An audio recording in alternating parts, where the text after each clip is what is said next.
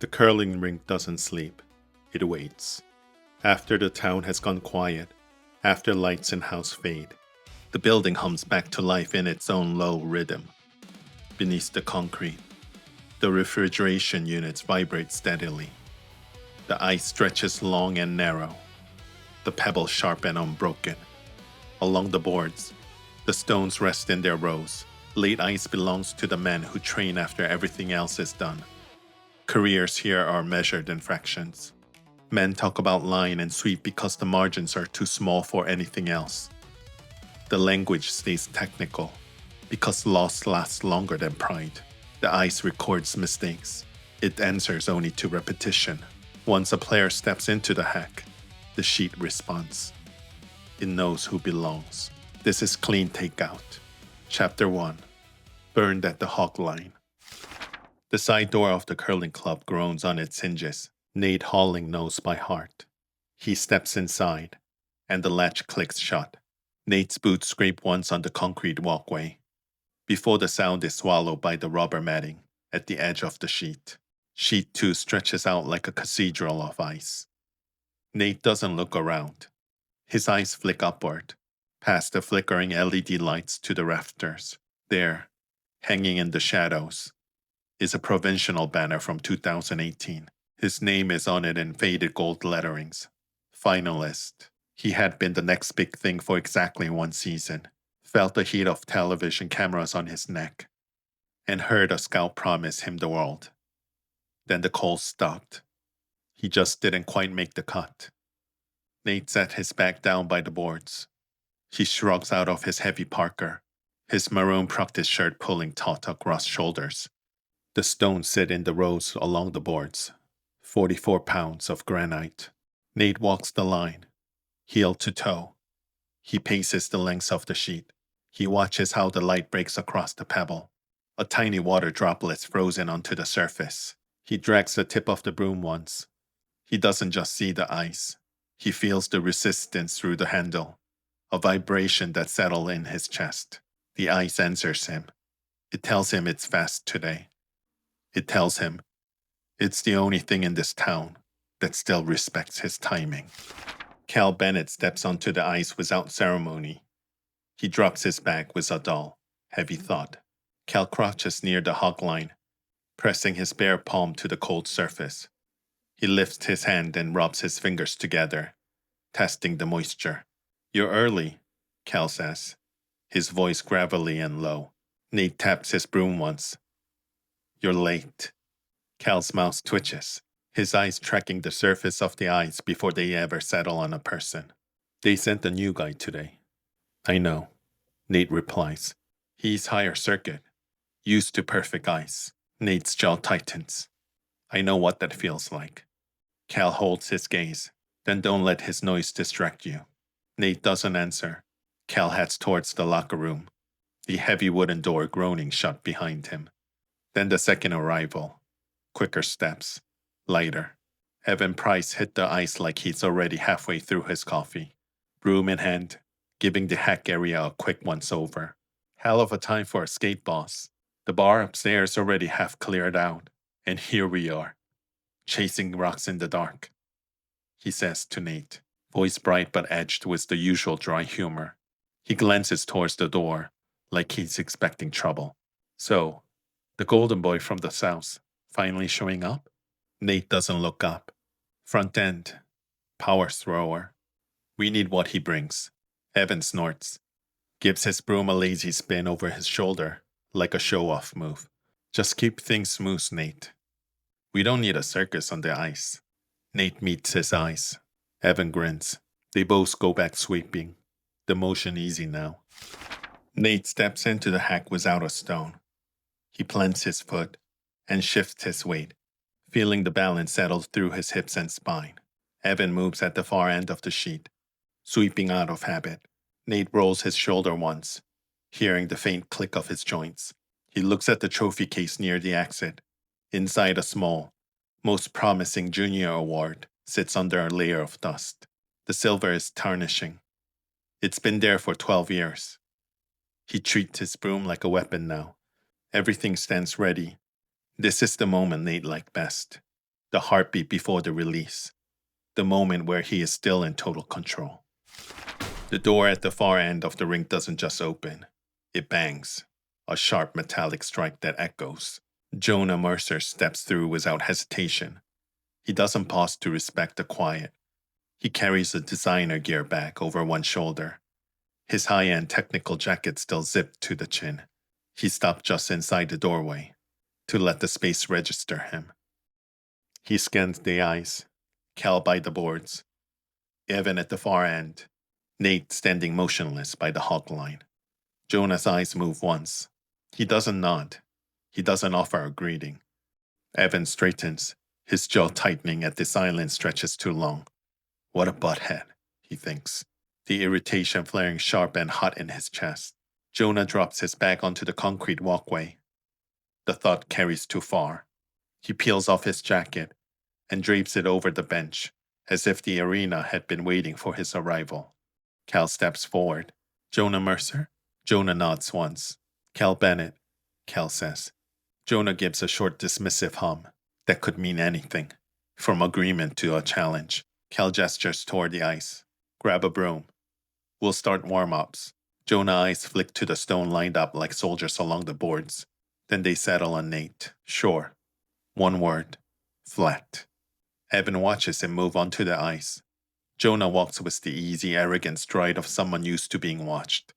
Jonah reaches for a broom without asking, spinning it once in his hand, to test the balance with a flare. He looks down the sheet again, and this time, he anchors his gaze on Nate. He holds it longer than necessary. Nate doesn't look away. He doesn't even blink. Nate reaches down, picks up a white towel from the bench, and tosses it. It spins across the ice, a blur of white against gray, and stops exactly at Jonah's feet. Get ready, Nate says. His voice is calm, carrying effortless down the sheet. No introduction, no challenge, just an order. Jonah looks down at the towel, then back up at Nate. Already am, he says. He bends, scooping the towel up in one fluid motion, and drapes it over his shoulder. The ice seems to tighten under them. The air grows thin. Practice begins. Warm-up turns into something closer to a collision. Stone starts moving in sequence now. The pace is faster than they like. Cal steps back toward the board, his arm crossed. Nate calls the weight. Jonah throws. Evan sweeps hard. The rock sails past Nate's mark and settles wide. Evan snaps his head up, chest heaving. I had it. Jonah is already standing, walking past them toward the next stone with a dismissive shrug. The weight was fine. The ice is just slow. Nate's gaze flicks to Evan, then anchors on Jonah's back. Set again. Jonah pauses. He turns just enough to look over his shoulder, a mocking glint in his eyes. You want me to slow it down for the local pace? Nate doesn't answer the tone. He doesn't rise to the bait. The next stone runs closer, but it's still not exact. Jonah is fighting the release, trying to outmuscle the granite. Nate says nothing. He simply points. The next sequence is faster, aggressive. Jonah throws a heater. The stone drifts toward a cluster of guards near the house. Evan, focused on the rock, clips Jonah's pass as Jonah steps out of the hack. Their shoulders collide. Evan stiffens immediately. Watch it. Jonah barely looks at him. You stepped into my lane. That's my line, Evan says, his voice rising. You're supposed to hold.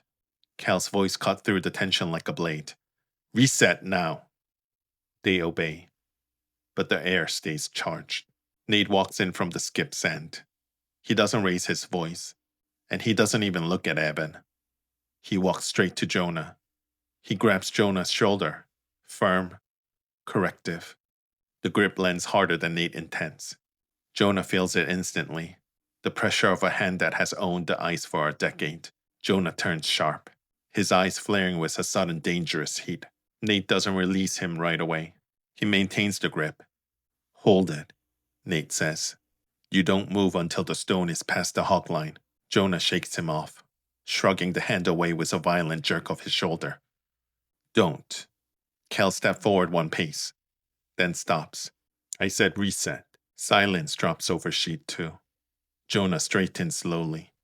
He looks back at Nate, his chest rising and falling with jagged breath. The ice keeps moving. Nothing is resolved. Everything has shifted. The anchor has caught onto something he can't quite hold down. The atmosphere on sheet 2 shifts. It's no longer just a practice. The stone move in a faster, more aggressive sequence. Calls are shortened to single, clipped words. Sweeps overlap. Jonah throws. It's a heavy, high-velocity shot. Evan and Cal drops in front of it immediately, their brooms working in a frantic, rhythmic blur. But Jonah doesn't watch the stone. He doesn't look at the line or the house. He watches Nate. The look holds for 3 seconds. It's longer than professional curiosity. It's a challenge, a silent question, a dare. Jonah is looking for the anchor to drift. Nate meets the gaze without turning his head. His eyes stay locked on the far end of the sheet. Jonah hates the way Nate's voice settled the air. Evan and Cal sweeps hard. Jesus, Evan snaps. Call it earlier, Nate. I can't save a line I don't see. Jonah laughs under his breath. It's a short, sharp sound. Maybe you should say it louder, Skip. Some of us aren't used to whispering in the dark. Nate turns his head now, just enough to let Jonah see the cold. Again, Nate says. The next end is worse. The heat in the building is rising. From the 4 men on the ice, Jonah throws heavier than the last. Evan lunges to save it. Cal moves at the same moment, trying to check the angle for the takeout. They collide. Shoulders slam. Evan is thrown off balance. His broom scrapes sideways across the ice with a harsh screeching sound. Watch it, Evan barks. Cal straightens, his jaw set, his patience finally snapping. You cut across my lane, Evan. I was already there, Evan shouts back, pointing a gloved finger at Jonah. He didn't hold. He stepped into the line. Jonah stands back from the hack, his hands out in a mocking gesture of innocence. Don't look at me. I hit the weight you asked for. Again, Nate's voice cuts in. No one moves. Evan turns to Nate, looking for an ally. You see what he's doing to the rhythm? Nate looks at Evan. I see mistiming, Evan.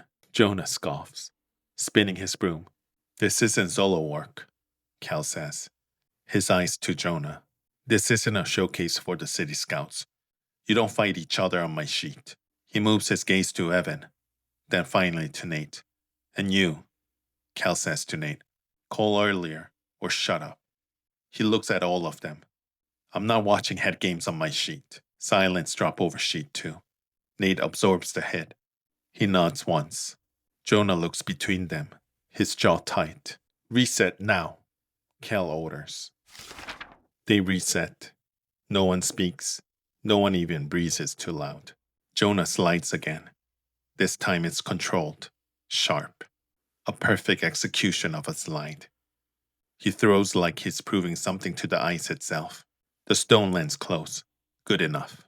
Evan sweeps clean, his movements robotic and distant. Cal stays out of the way, a silent observer at the edge of the sheet. Nate doesn't praise the shot.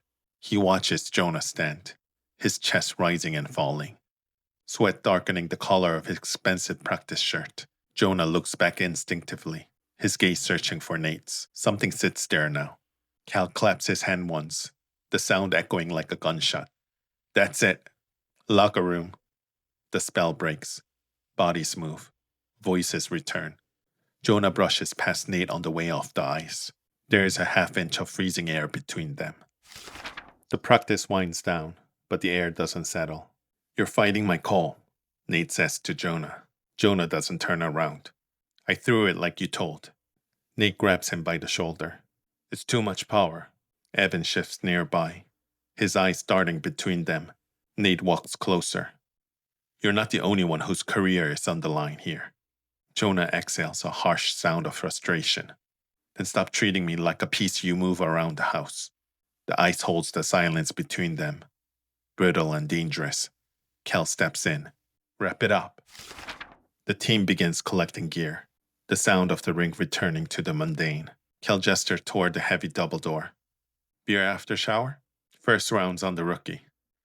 Evan nods, already reaching for his jacket.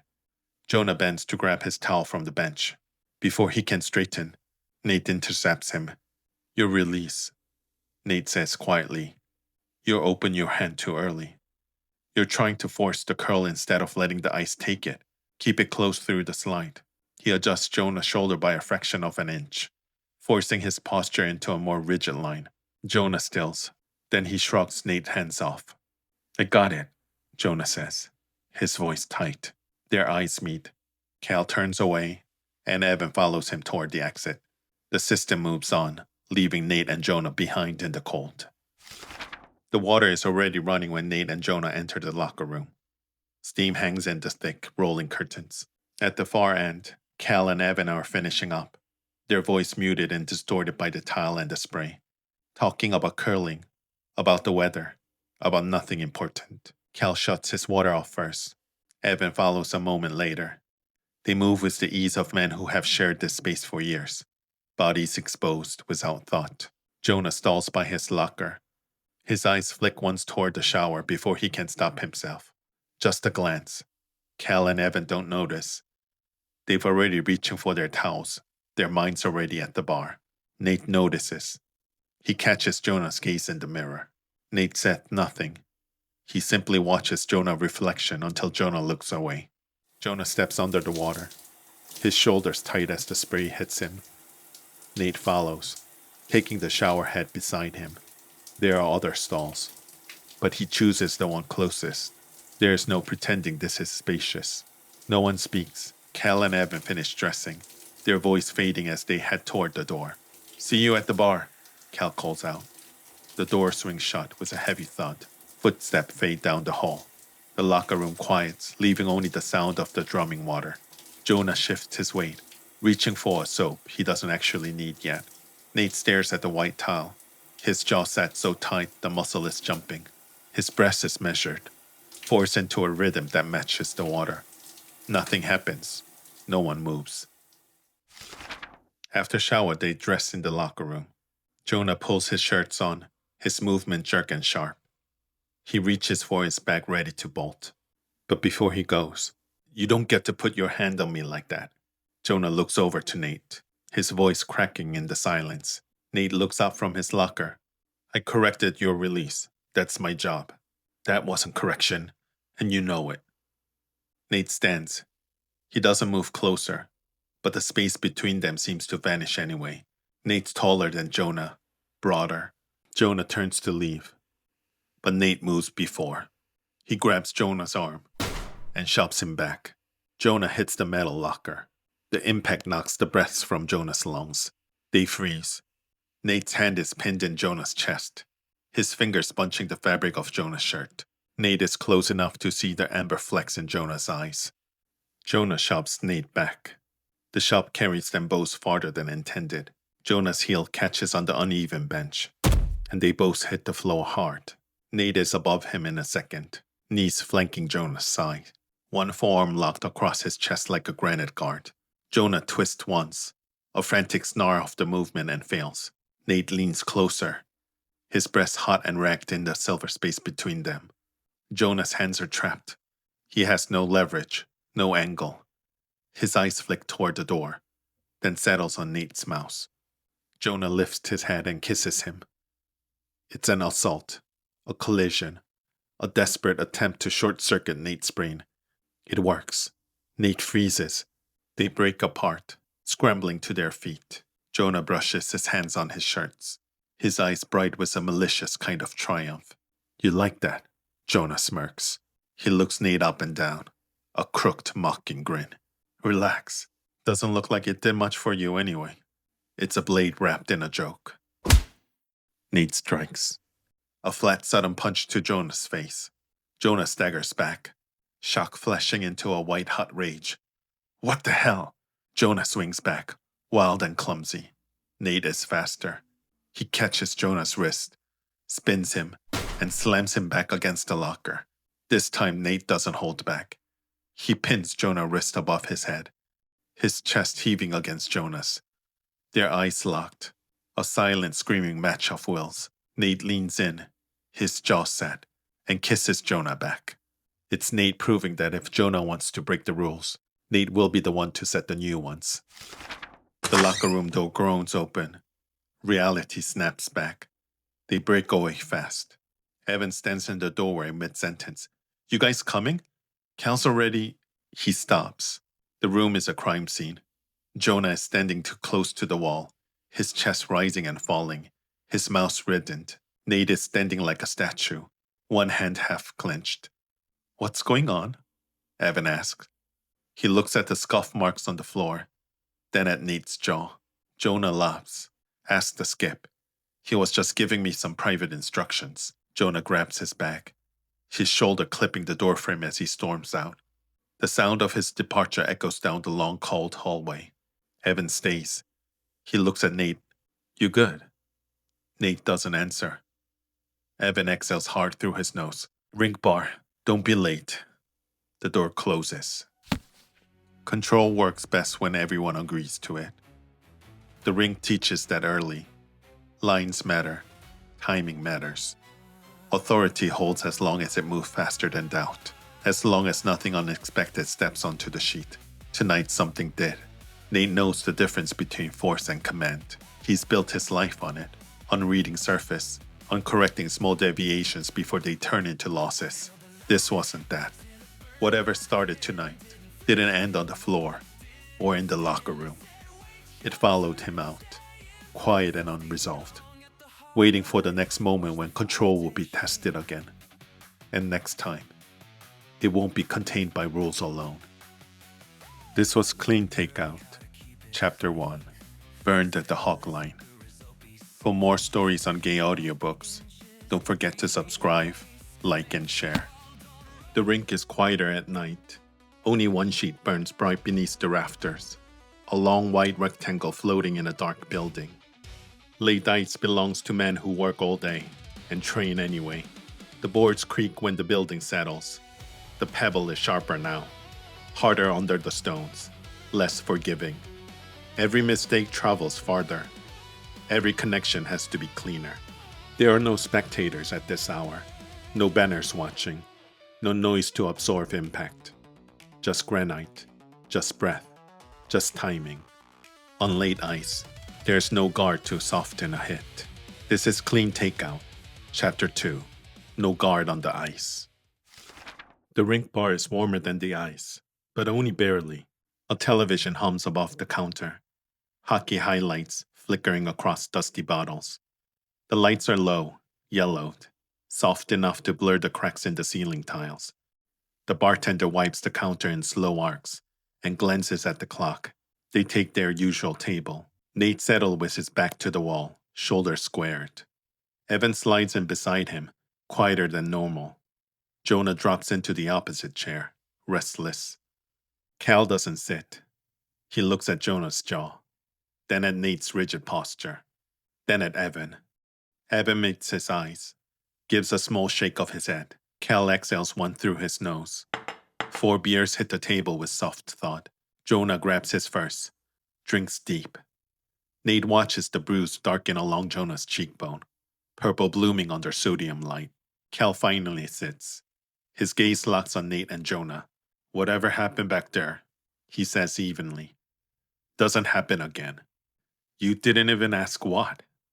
I don't need to, Cal cuts in. I saw enough. Silence tightens. Jonah drinks again, sharper now. Great. This is my life. Frozen towns and after-hour practices. Cal leans forward slightly. You put your hands on each other again. You're done here. Nate doesn't look away from Jonah. That, Nate says quietly, voice low and final, will never happen again. For a split second, something hot flashes behind Jonah's eyes. Then he laughs. Evan's breast catches. Cal straightens. 1 beer, he says. Then we go. Jonah drains his glass in 3 long pulls. Nate stays untouched. The register clicks shut behind the bar. The parking lot is nearly empty now. Jonah walks fast, boots crunching softly on grit. Nate follows. They slow at the same time. They've been placed there on purpose. Nate's truck is older, paint dull by years. Jonah's car looks new enough to smell expensive inside. He takes his time looking. His mouth curves. This is you, huh? It gets me to practice, Nate replies. Guess it does. The cold settles between them. Jonah steps closer, just enough to crowd Nate's space. That kiss earlier? Jonah says slightly. You should feel lucky. Nate doesn't move. Jonah glances at the car, then at Nate, then back at his car. Not everyone gets upgraded. Silence tightens. Nate's jaw hardens. Jonah's smile doesn't fade. Dream on, boy. Before Nate can answer, headlights sweep across the lot. Cal's truck rolls by slow. Windows drops. I said enough. Both men freeze. 7 o'clock tomorrow. Cal yells. Sharp. Both of you. The truck pulls away. Tires hissing on cold pavement. Silence crashes back in. Jonah exhales a laugh. See you tomorrow, Skip. He opens his door, slides in, shuts it with clean click. The engine starts. Nate stares where he is. Breath slow, cold sinking deeper into his chest. No guard left, just pressure. Jonah hates the quiet before practice. Down south, rinks never really slept. There was always noise, always someone watching. Here, streetlights glowed over empty roads. Snowbanks hardened along sidewalks. The town felt like it was holding its breath. Jonah gripped the steering wheel, tighter than he needed to. This wasn't supposed to be where he ended up.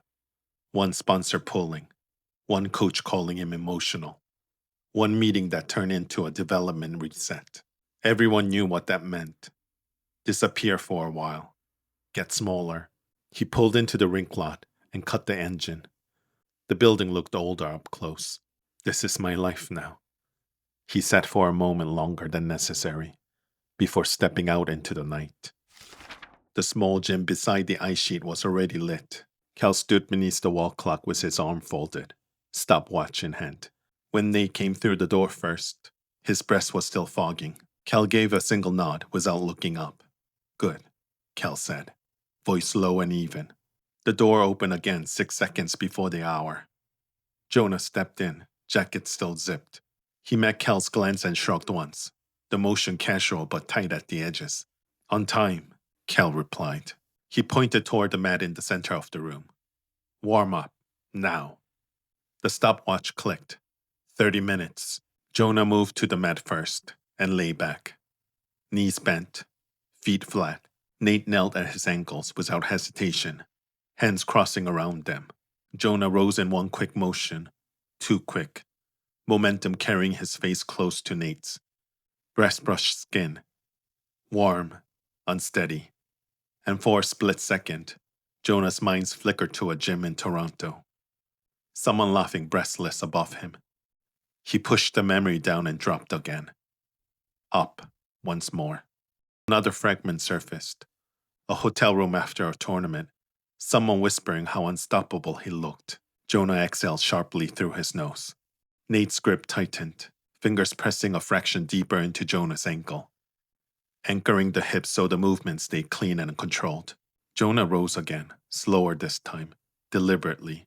He didn't look away, and that was when he saw it.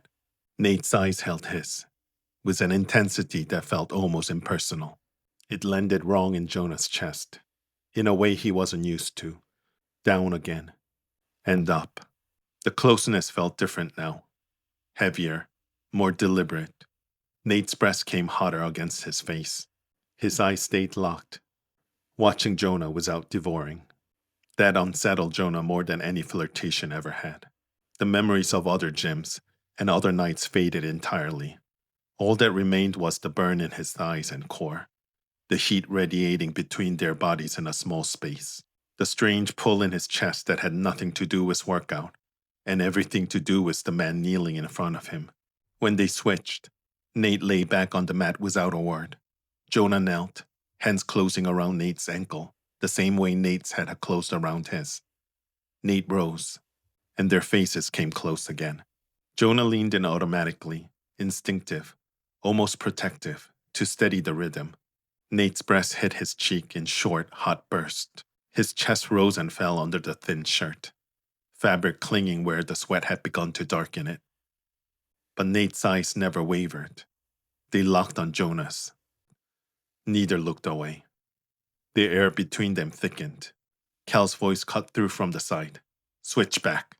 They obeyed without hesitation, but the rhythm had changed. Every rise, every drop, carried the same unspoken pressure. When Cal finally called time, Jonah dropped back onto the mat, heart hammering harder than the workout alone could explain. The door creaked open. Evan stepped inside, rubbing his hands together against the chill, still clinging to his jacket. "What the hell?" he muttered, eyes flicking between the two of them. Cal shouted from across the room, "Ice time." They rose without a word. The mat still held the heat of their bodies. No one mentioned it, but the pressure followed them out to the sheet. The practice lasts for 3 hours. After, the locker room is warmer than the rink. Jonah peels off his jacket first, muscles still buzzing from the drills. Sweat darkens the collar of his shirt and clings to his shoulder and chest, the fabric outlining the lean, coiled power he carried since his first junior circuit. Evan heads for the shower without a word, towel slung over his shoulder, disappearing into the steam. Cal's voice fades down the hall, already talking to someone on the phone about tomorrow's sheet time. For the first time all night, it's just them. Jonah rolls his shoulders, feeling the tight pull and the faint ache along his ribs. He lifts the hem of his shirt slightly, checking the faint bruise blooming purple and yellow along his side. He flexes once, stomach tightening, muscles shifting under skin still slick with sweat. Across the room, Nate looks up. Jonah catches him staring. A slow, sharp smile cuts across his mouth. "Like what you see?" Nate's jaw tightens. "Get changed." Jonah doesn't step back. He steps forward. Jonah peels his shirt off in one slow, deliberate motion, letting the damp fabric drop to the bench with a soft slap. "Have a good look," Jonah says, voice low and edged, eyes locked on Nate's. Nate doesn't move. His eyes stay level, steady. But the air thickens, the silence between them suddenly loud, with everything neither of them is saying. Jonah tilts his head, smile turning sharper. He turns, grabs his towel from the bench, and heads for the shower. Nate sits frozen longer than he should, eyes on the discarded clothes at his feet. He doesn't pick anything up. The locker room suddenly feels smaller. Jonah's apartment is quiet, in a way that feels louder than noise. Jonah drops onto the couch. He picks up the phone and opens the photo gallery. First comes the press shots. Mid-throw, on a national sheet. Crowds blurred behind glass barriers. Another picture. Him holding a trophy. Grin wide. Sponsor logo plastered across his jacket. Close off after a win. Sweat on his brow. Eyes bright with the kind of certainty that used to feel permanent. The caption underneath still read, "Rising Star," and "One to Watch." He scrolled past them faster than he means to. Then the gallery shifts. Private shots. The ones he never posted. A guy in Toronto, shirtless in hotel mirror. A blonde in Calgary, leaning against a bar rail. A dark-haired guy in a dimly lit room. He pauses on the dark-haired one. The photo is simple. The guy sitting on the edge of a bed, towel low on his hips, looking straight at the camera with a small knowing smile. Jonah remembers the night. After a tournament final, he remembers the guy's voice, his questions. "You ever think about making this more than one night?" Jonah remembers he kissed him back. Didn't answer him. He opens the last text message with the guy. "It's over. We're done." He stares at the word for a long moment, thumb hovering over the reply field. He exhales once. The text vanishes. The screen goes dark. Jonah lies on his back in the dark apartment.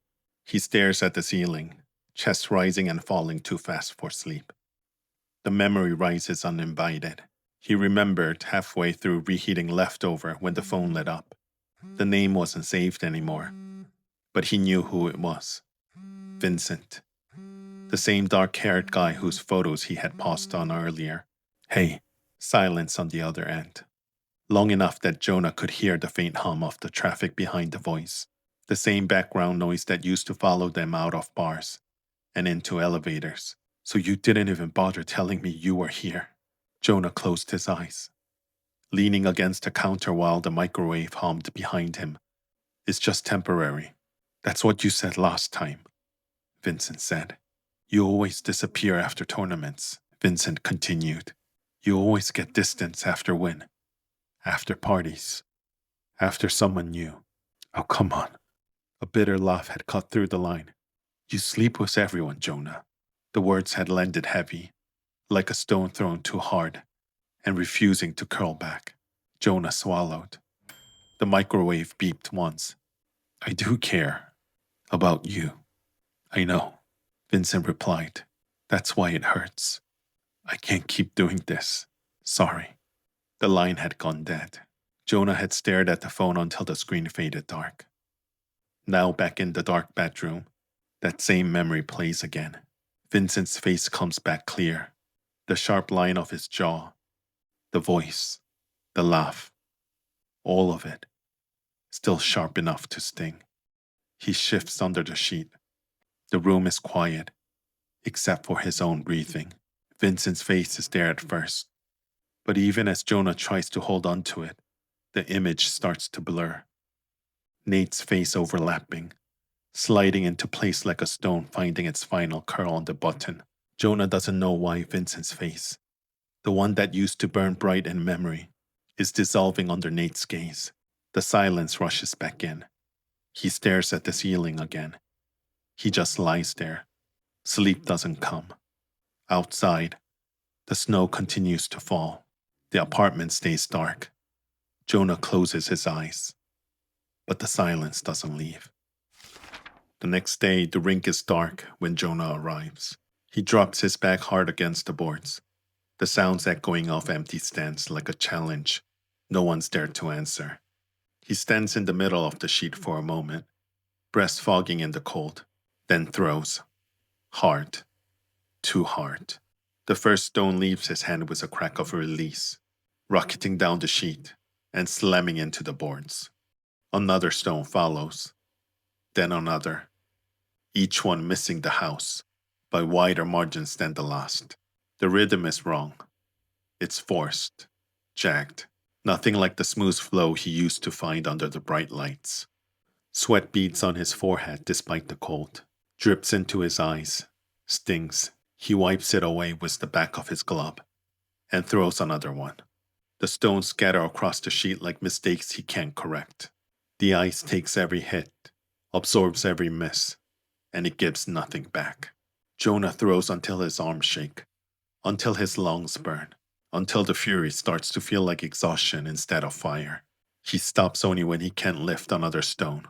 He stands and looks, staring at the scattered stones, the scuffed pebble, the empty house. From the doorway, Nate watches. He had been standing there for a long time. Jonah, he calls, voice low and even. Jonah doesn't turn. His shoulders are tight, breasts visible in short wrecked clouds. Go home. That's not training, Nate says. Jonah sees him stepping close, boots hitting the matting with a dull thud. Jonah also steps closer to him. Get out of my way. Voice rough, already moving to brush past. Nate doesn't step aside. He reaches out instead, one hand catching Jonah's arm as he tried to pass. The same grip he used in drills 100 times. Fingers closing around Jonah's bicep, with enough strength to stop him cold. Jonah yanks back. Don't touch me. Nate doesn't release. Jonah shoves him, open palm to Nate's chest, enough force to make Nate slid back half a step on the matting. But Nate pulls Jonah right back, one hand still on his arm, the other catching his waist as they collide, chest to chest, breathing crashing loud in the quiet rink. Heat cut through the cold between them. Jonah's sweat-damp shirt against Nate's jacket, the frantic beat of Jonah's pulse under Nate's grip. Jonah's eyes flick to Nate's mouth, back to his eyes, The focus, the control, the thing that always unravels him. Shit, Jonah whispers, voice shaking, barely audible over their breathing. Nate's grip tightens unconsciously, not to hold him still, but to keep him there. And before either of them can stop it, Jonah kisses him, bodies pressing hard, like they're trying to prove something neither can name. Nate freezes for half a heartbeat. Then his hands tighten, one sliding to the back of Jonah's neck, fingers digging in, the other gripping his waist. And he kisses back. The world tilts. The rink disappears. The ice doesn't care why men lose control. It only records what happens when timing breaks. Jonah had always chased heat, noise. The rush that came after the throw landed perfect, and the crowd rolled back.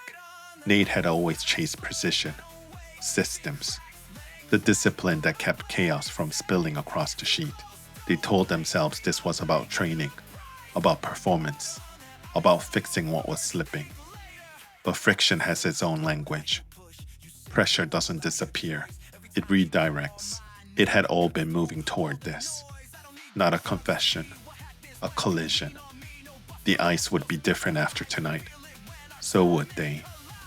And neither of them was ready for what it would cost. This is Clean Takeout, Chapter 2, No Guard on the Ice. Don't forget to subscribe, like, and share for more stories on gay audiobooks. The ice never keeps what happens on it. It absorbs the impact, holds the scars for a while, then smooths itself back into something clean and blank. Men are not built that way. When the last stone stops moving and the last body walks off, the ice doesn't carry what was left behind. It simply waits for the next weight to press into it. This is Clean Takeout. Chapter 3, The Takeout That Holds. The side door groans shut behind Jonah, the sound dragging down the corridor before dissolving into the hollow quiet of the rink. Nate remains at the matting, jacket still zipped, the strap of his gear bag tight across his shoulder. He had come back only for the broom he left behind. Yet his body refuses to follow the logic of the plan. His lips still feel hot, swollen from the collision of mouses, from the way Jonah surged into him. And he surged back harder, deeper. It startles him, how quickly his body responded, how little resistance there had been once the line broke. The quiet presses in around him, and suddenly the sound of his heartbeat feels too loud in the open space. Shock comes first, then confusion follows close behind. He can't stop replaying it, the half second where he froze instead of pushing Jonah away, the way his hand slid to the back of Jonah's neck, the taste of sweat and anger, and something darker that still lingers on his tongue.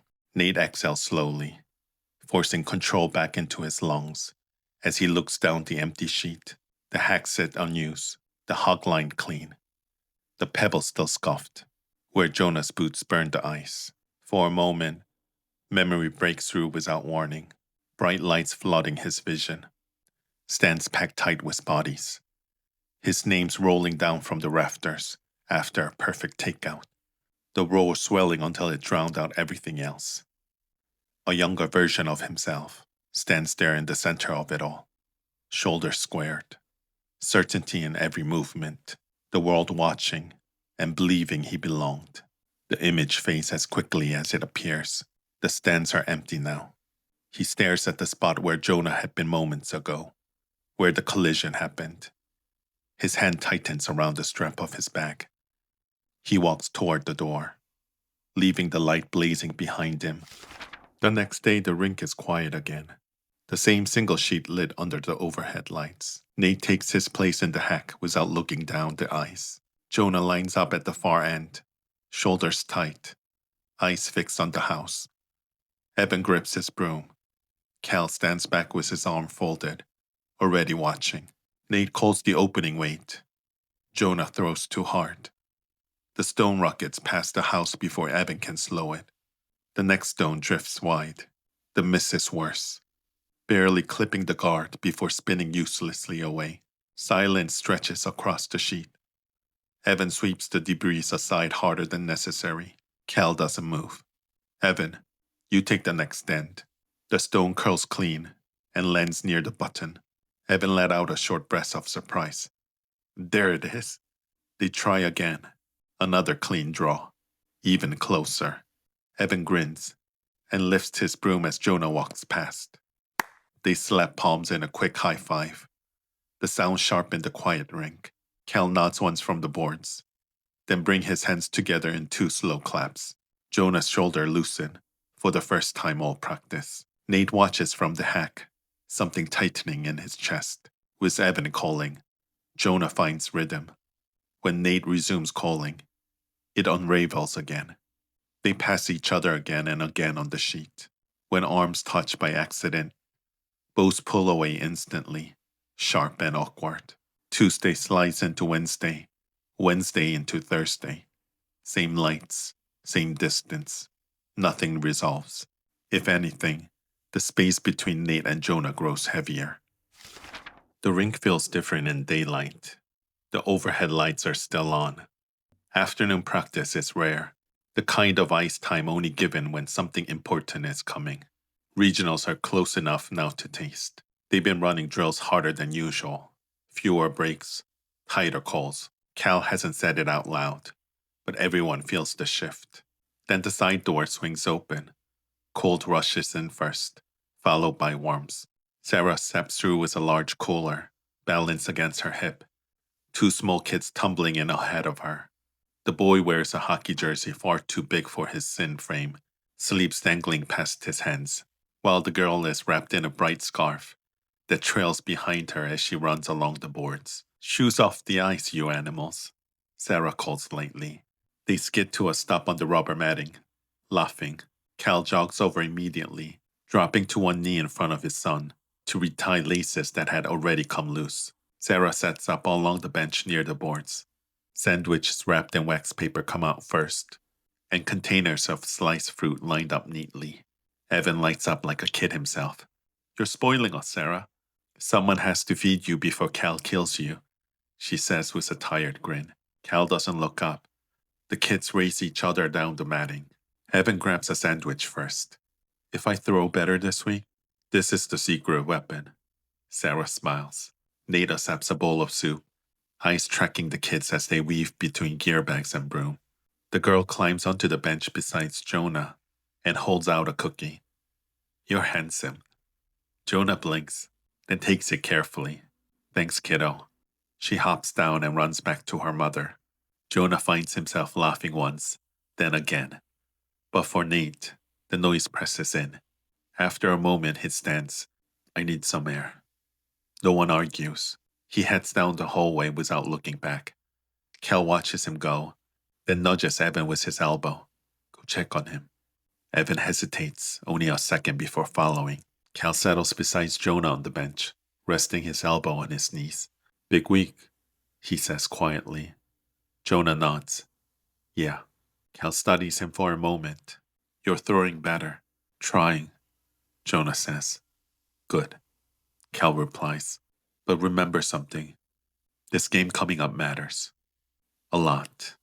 I know it does for you. Jonah's fingers curl around the cookie. But no matter what happens, Cal continues.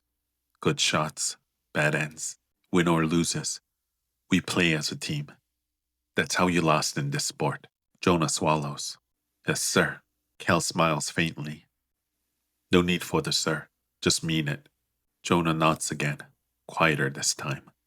I do. Across the rink, the kids laugh again. For a moment, everything feels almost normal. And that somehow makes the pressure heavier. Cold air hits Nate's face the moment he steps outside. He stops just beyond the door, hands resting on the railing. For a moment, there's nothing but wind and distant traffic. Then the pressure creeps back in anyway. It always does. The smell hits first in his mind. Air trapped in a crowded locker room. The low murmurs of voices fading as everyone clears out. A bench against the wall. A coach leaning back with his arms crossed. You're good, kid, the coach had said quietly. Real good. but not league good. You've got a great head for the game, he continued. You read ice better than most guys. Nate nodded. He always nods. You ever think about coaching? He asked. You could build something real. That was the day Nate learned how system works. They don't hate you. They just move on. The memory loosens his grip, leaving behind a familiar ache in his chest. His breath comes slower now, deeper. He stares out at the pale sky, jaw tight. This is what big moments do to him. Every time something matters, his body remembers that day, that quiet no. Footsteps crunch softly behind him. Evan stops close enough to feel warm without crowding him. Figured you'd come out here, Evan says quietly. Nate exhales. Didn't mean to bail. You just needed air, Evan replies easily.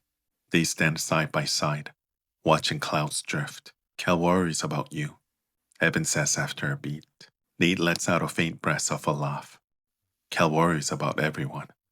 But you're different. I mess up when it matters, Nate says quietly. Evan turns toward him. You don't. Evan leans his elbows on the railing beside him, staring out at the gray sky. Look, I don't like Jonah too. Nate looks over. Evan shrugs. The guy gets under my skin sometimes. Evan turns toward him. We are a team, Nate. That's the whole point. Doesn't matter if we like each other every day. We show up for each other. He nudges Nate's shoulder gently. Give him a chance. Then a faint grin tugs at his mouth. And next week when the games start, we show them we are one. Nate exhales slowly. Something in his chest loosens. The week barely has time to settle before they're loading gear into the old club van. Bags stacked high in the back, brooms wedged between seats, jackets tossed wherever they fit. Evan takes the driver's seat. The rest of them climb in wherever there's space. At first, Nate and Jonah sit apart. The van pulls onto the highway, tires humming against wet pavement. After an hour, Evan calls back. Switch drivers at the next stop. They shuffle seats when they pull off. Nate ends up sliding into the open spot beside Jonah. The moment he sits, the space feels wrong. Jonah's leg stretches out slightly, knee angled toward Nate's. The van rolls back onto the road. A few minutes pass. Then the tires hit a rough patch of pavement. The van jolts. Jonah's knees shift with the motion and brushes straight into Nate's. Both of them freeze. Their legs stay exactly where the bump left them. Nate stares straight ahead, jaw tight. Jonah turns his face toward the window, watching snow-dusted trees blur past. Every small movement of the van sends the faintest pressure between their knees. When the road smooths out, nothing changes. The touch remains. They stop for dinner just off the highway. Conversation tries to pick up where their van left off. Evan talks about tomorrow's ice. Cal corrects him once. Jonah laughs at the right moment. Nate nods when spoken to. But everything feels slightly off. They eat. No one brings up the bump in the road. No one mentions the silence after. It hangs between Nate and Jonah, like heat trapped under the table. When they finally stand to leave, the night has settled fully outside. Cold sharp again after the warmth of the dinner. The inn sits a few minutes down the road. Keys slide across the counter. Cal gathers them, glancing at the number. I'll take a room with you, he says to Nate. Before Nate can answer, Evan clears his throat. Actually, I want to go over some stuff with you, Cal. Cal nods. All right. That leaves one key. Nate and Jonah. The room is dim. One lamp glows beside the bed. Two mattresses sit a few feet apart, covers neatly tucked. Nate sits on the edge of his bed, hand resting on his knees, shoulders tight. Jonah moves quietly across the room, pulling his jacket off, folding it over the chair. No one speaks. The silence presses heavier than any arguments ever could. Jonah grabs his overnight bag and heads into the bathroom. The door clicks shut. A moment later, the shower starts, water pounding steady against tile. Heat creeps into the room despite the cold outside. The pipes ticking softly as they warm. Nate stares at the ceiling. The coach voice slips back into Nate's head without asking. Not good enough. Not chosen. Replaceable. The water shuts off. Nate shakes his head out of the memory. The bathroom door opens. Jonah steps out with a towel slung low around his hips, hair damp. He pauses when he realizes Nate is still sitting there. He grabs his boxers and a shirt and slips back into the bathroom. The door clicks shut again. Nate exhales slowly, pulse loud in his ears. He reaches for his phone just to ground himself. A message lights the screen. From his old coach. How's the new kid doing? Keep him disciplined. If he makes it back toward the big league ice, people will notice.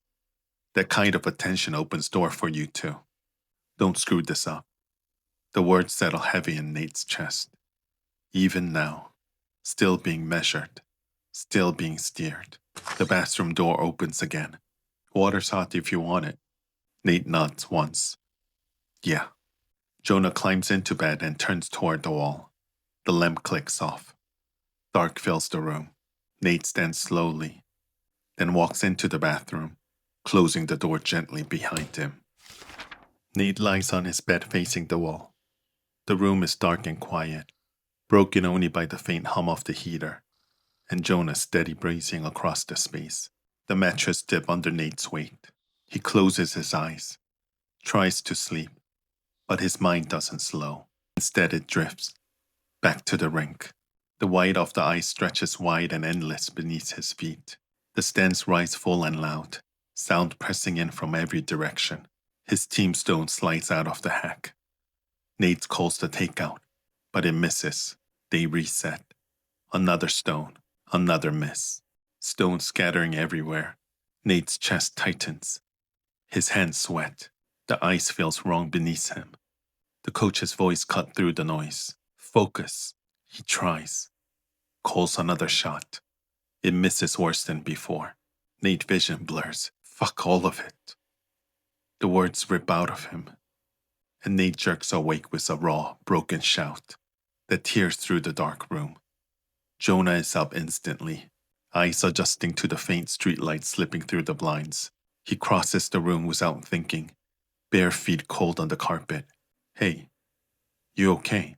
No answer. Nate's chest rises fast and uneven. Then suddenly his hand shoots out. He grabs Jonah's wrist and pulls him down.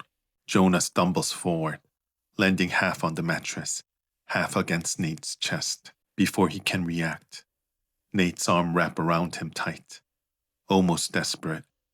Face buried into Jonah's neck like he's holding onto something real. Jonah freezes for a second, then slowly, carefully, he brings his arms up. One hand settles at the back of Nate's neck, the other spread across his back. It's okay, Jonah murmurs. It's okay. Nate's grip stays tight. The room remains still around them. Outside a car passes, streetlight sliding briefly across the wall before fading again. Eventually Nate's chest rises deeper, steadier. His hold loosens. Jonah stays where he is. Then gently, like he's afraid of breaking something fragile, Jonah begins to pull back. Just enough to look at Nate's face. You with me? He whispers. Nate nods faintly. Slowly, Nate lifts one hand. His fingers settle along Jonah's jaw, holding his face like he's making sure he's real. Their eyes lock. Jonah brings his own hand up, resting it against Nate's cheek in quiet answer. A small nod passes between them. Understanding.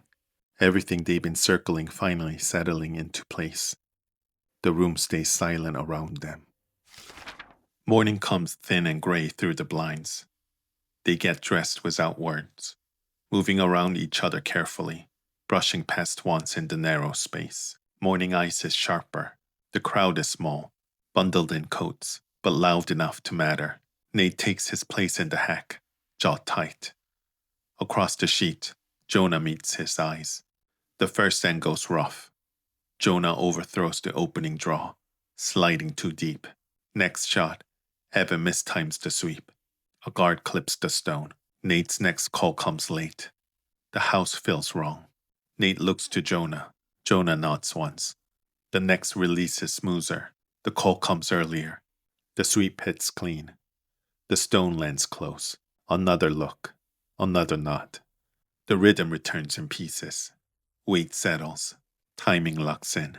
Draws fall where Nate calls. By the final end, they're in control. Jonah sends the last stone down the sheet. It curls perfectly into place. Evan crashes into them first, laughing, shouting. Cal claps shoulder hard. Now that's curling. Nate's arm brushes Jonah's back in the chaos. Just for a second, their eyes meet again. Everything they didn't say last night lives in that look. They found it. They win again. And then again. 3 straight games, each one cleaner than the last. They pile into a small local diner just off the road. Steam rises from mugs. Plates clatter. The tension that followed them all week finally breaks. Evan lifts his beer. To victory, hell yeah. Everyone laughs. Cal shakes his head, a quiet smile tugging at his mouth. Across the table, Nate and Jonah sit facing each other. They don't talk much, but their eyes meet more often. Each look lingers just a second longer, before anyone drifts off completely. Semifinals tomorrow, Cal says, voice steady but warm. Get some rest. Sleep tight, all of you. We earned today. He pauses, eyes moving across the group. Then they land on Nate and Jonah. A small nod. Good work out there, Cal says. Good that you two found a rhythm. Nate's jaw tightens. Jonah's lips twitch. When they finally head back out into the cold night air, everyone drifts towards the van in loose clusters. Nate and Jonah ends up side by side in the back seat. The engine hums. Street lights streak past the windows. Nate's hand lowers slowly, deliberately, resting against Jonah's thigh. Jonah stills for half a breath. Then his hand comes down over Nate's, fingers warm, anchoring it in place. Curling is a game of inches, weight that's felt not forced, timing that can't be rushed. Trust built one stone at a time. Nate had spent years believing control meant distance. Jonah had spent weeks pushing when patience was what was needed. Somewhere between pressure and silence, between collision and restraint. They found something steadier. Tomorrow's ice would be sharper, the stakes higher, the margins thinner. But tonight, in the quiet hum of a van moving through winter darkness, a hand rested on a thigh, another covering it in quiet agreement. And sometimes, that's what holds. This is Clean Takeout. Chapter 3. The Takeout That Holds. Don't forget to subscribe, like, and share for more stories on gay audiobooks. The ice has already been marked. What happened last night didn't vanish when the lights went out.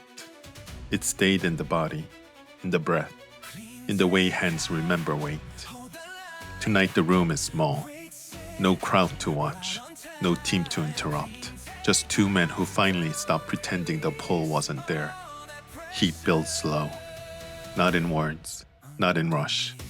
In timing, in pressure, in the moment before release. And when it comes like a stone finally finding the button. This is the night they stop fighting it. You're listening to Clean Takeout, Chapter 4. Sweep until the ice gives. The inn hallway is narrow. The key turns in the lock with a soft click that feels louder than it should. The door shuts behind them. They stand just inside the threshold. Jackets still on. Bags drop by the door. Neither moves toward the bed. Jonah breaks the quiet first. He shrugs off his jacket slowly, folds it over the chair back. His fingers find the hem of his team shirt. He pulls it up and over his head in one smooth motion. Bare chest catching the lamp's warm light. Skin cell flush from the day. Nate watches. Jonah turns toward the small mirror above the dresser. He hesitates, fingers resting at the waistband of his pants.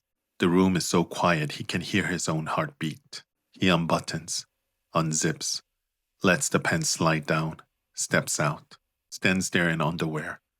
He noticed Nate stare in the mirror. Jonah doesn't smile, doesn't speak.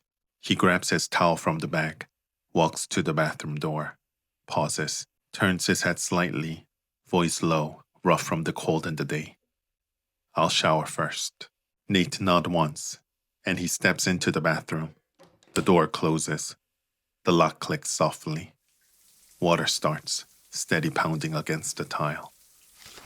The shower runs for a long time, steam slipping under the bathroom door in thin white curls that drift across the carpet and catch the lamp's yellow glow.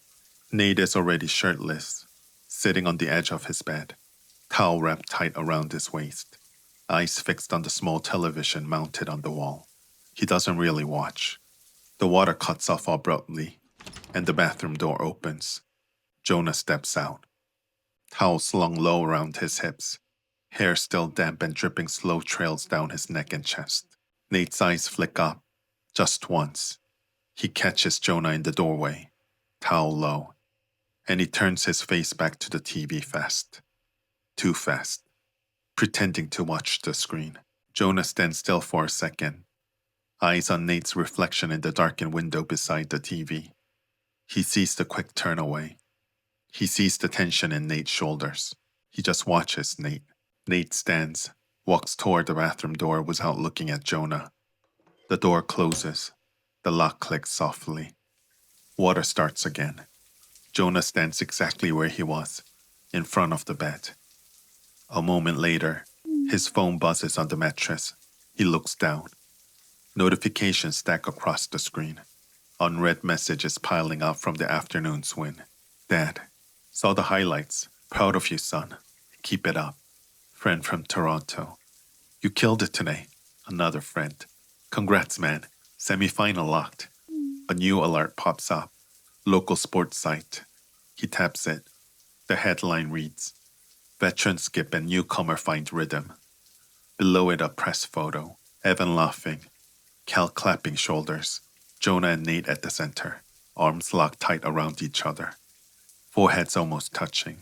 Faces close. Both smiling wide in the way that only comes after something hard fought. Jonah stares at the image. At the way Nate's hand grips Jonah's back. At the way Jonah's head is tilted just enough to press against Nate's shoulder. He scrolls once more. Another headline catches his eyes. Jonah Mercer's return to form. He zooms in slightly. Their faces. The smile on Nate's mouth. The way Jonah's eyes are half closed.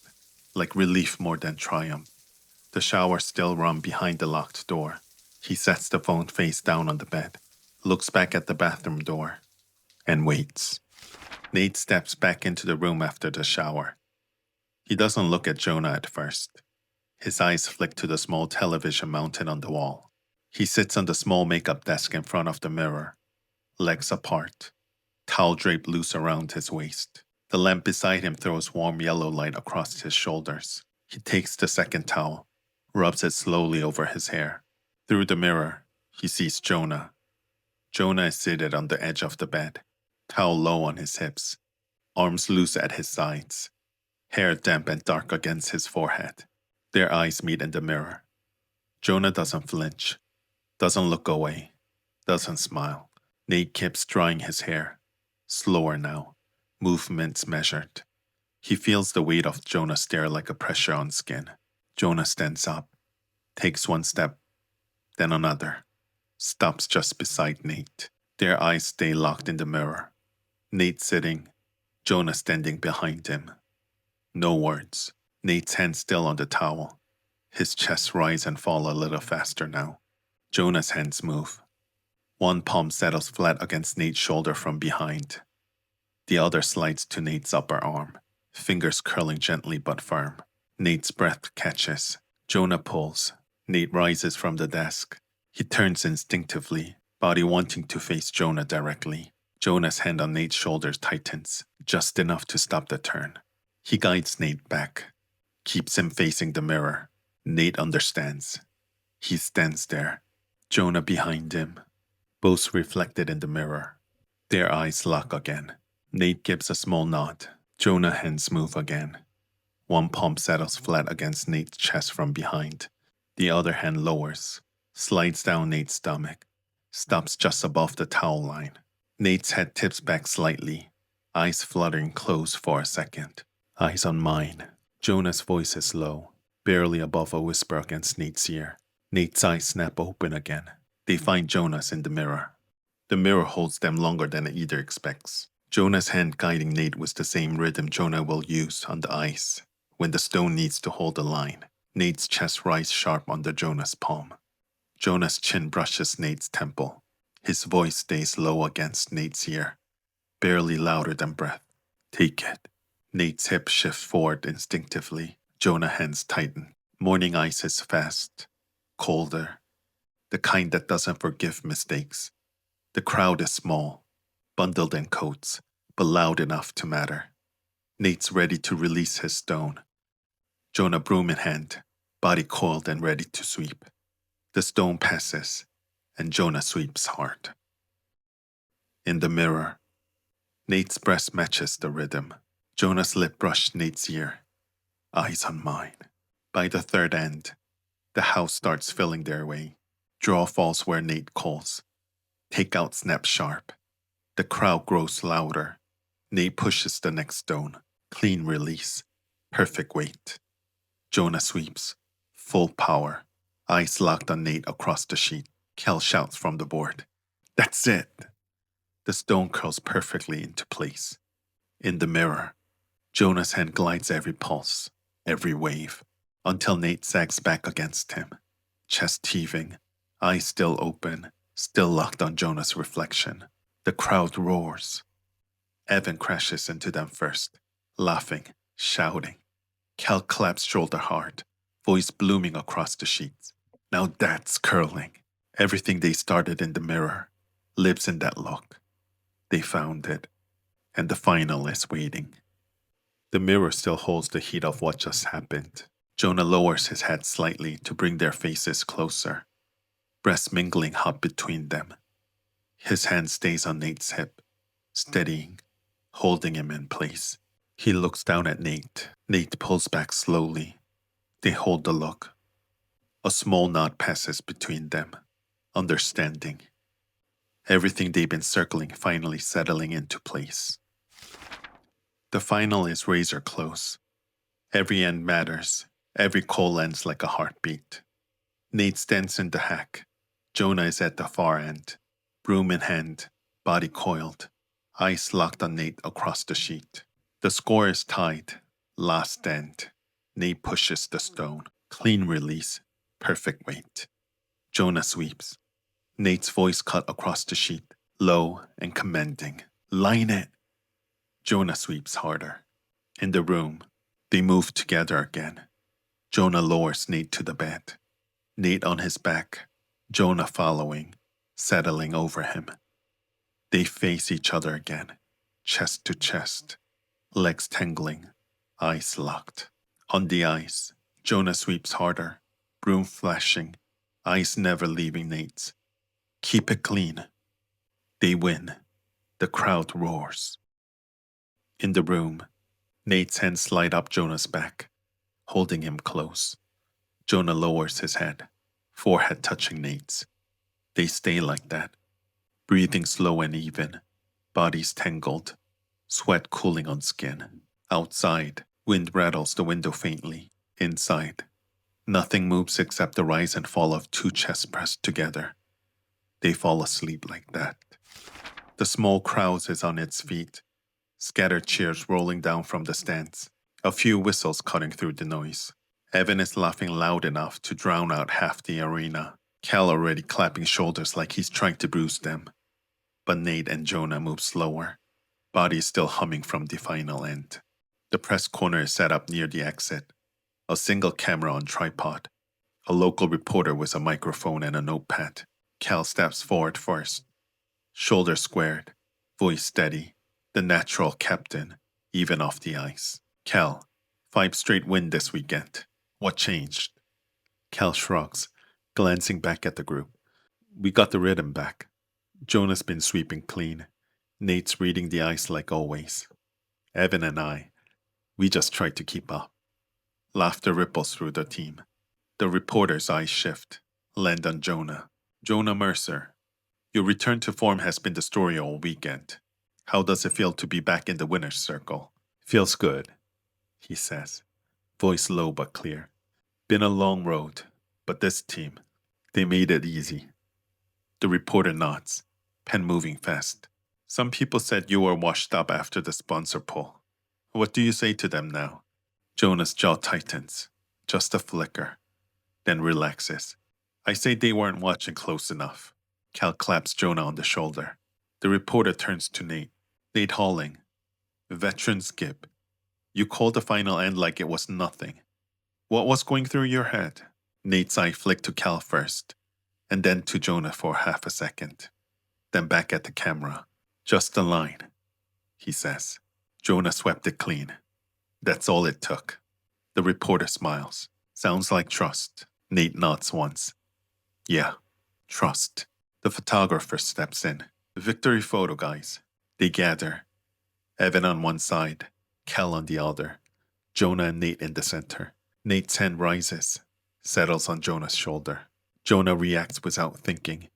His arm slides around Nate's waist, fingers curling against Nate's side, pulling him in just a fraction closer. The flash pops. They hold the pose, shoulders touching, heads tilted slightly toward each other. Smile small, but real. Evan whoops. That's the shot. Cal laps quietly. The photographer lowers the camera. Perfect. They break apart. Nate's hand lingers on Jonah's shoulder a second longer than it needs to. Jonah's arm slips from Nate's waist, but his fingers brush Nate's hip as they fall away. Evan catches it. Quick glance, small grin. He doesn't voice. They head toward the locker room. Jonah and Nate walk side by side, arms around shoulders now. The sun is barely up when the van pulls out the inn parking lot, tires crunching over fresh frost. Engines rumbling low in the early quiet. Jonah takes the wheel first. Nate slides into the back seat without a word, head tipping against the window almost immediately. His eyes close before the van even reaches the highway. The road stretches long and gray. Jonah drives steady, eyes on the road, hands loose on the wheel. Every so often, he glances in the rearview mirror. Nate is out, head tilted against the glass, mouth slightly open, chest rising slow and even. Jonah doesn't smile, but his grip on the wheel softens. An hour in, the gas light blinks on. Evan yawns, stretches. We're low. Pull over at the next station. Jonah nods. They exit the highway, roll into a small service station. Jonah kills the engine, but Nate doesn't stir. Evan hops out first, card in hand, starts fueling. Cal climbs out too, stretching his back. I'll grab food. Burgers okay? Jonah nods. Cal heads inside. Evan finished pumping, leans against the van, watching Jonah through the open driver's door. Jonah climbs out, walks to the back door, opens it. Nate is still asleep, head against the window, breathing slow.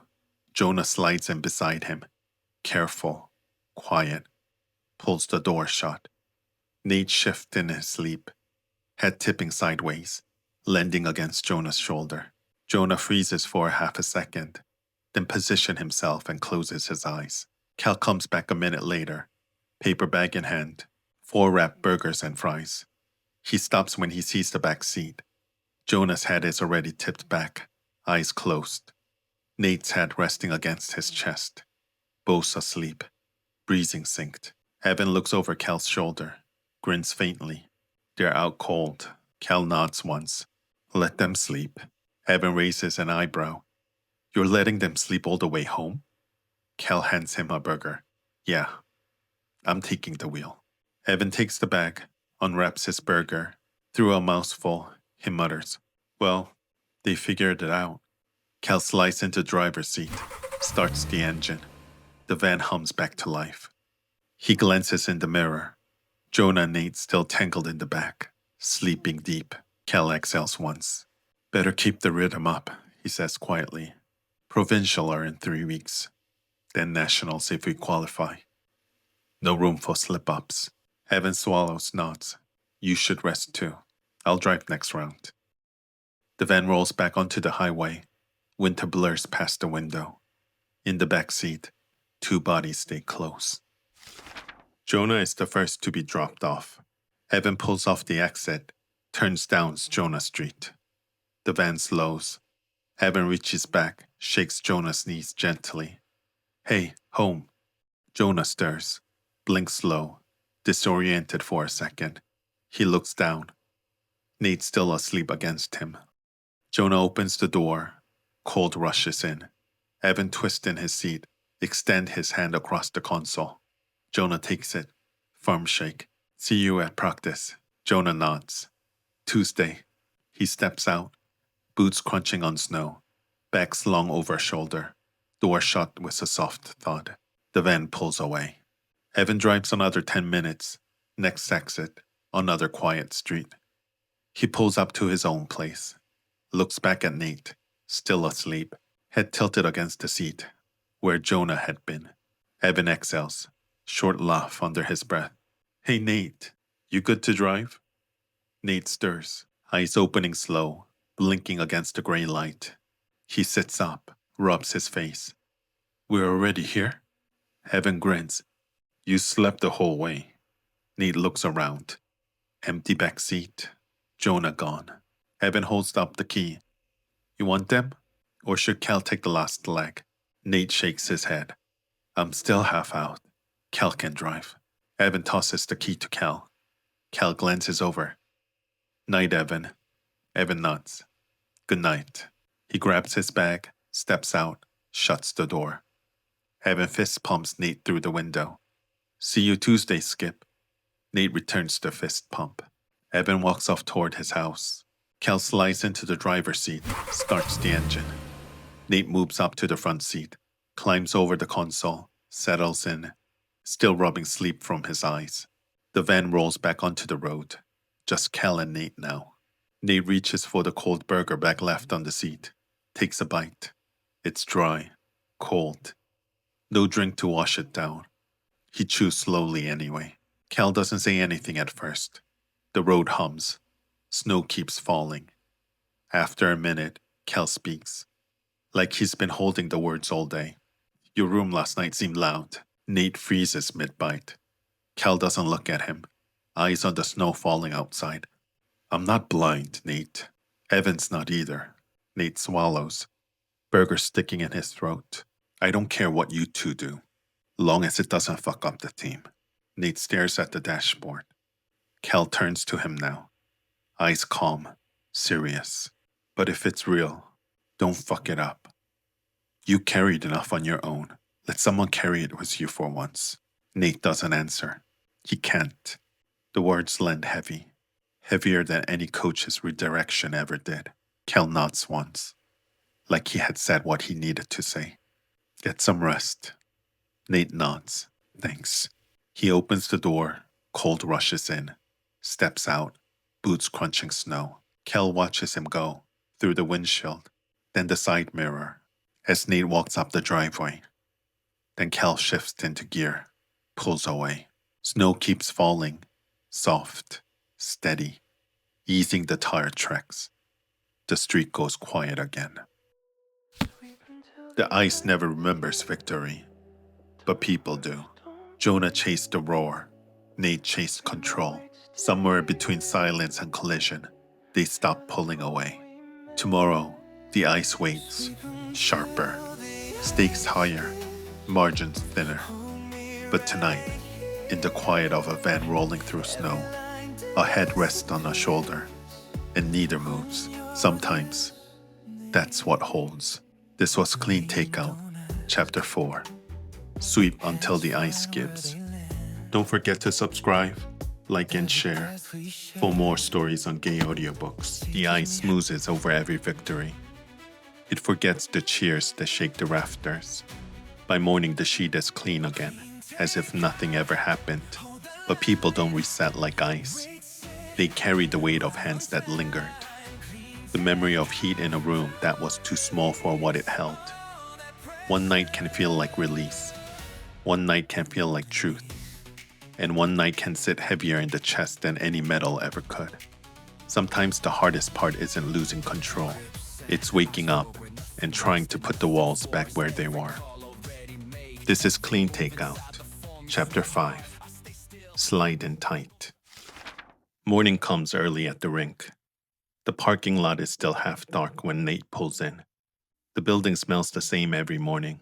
Nate walks the lengths of it like he always does, heel to toe, eyes scanning the pebble. He drags his broom lightly across the surface. It tells him fast today. He nods to himself.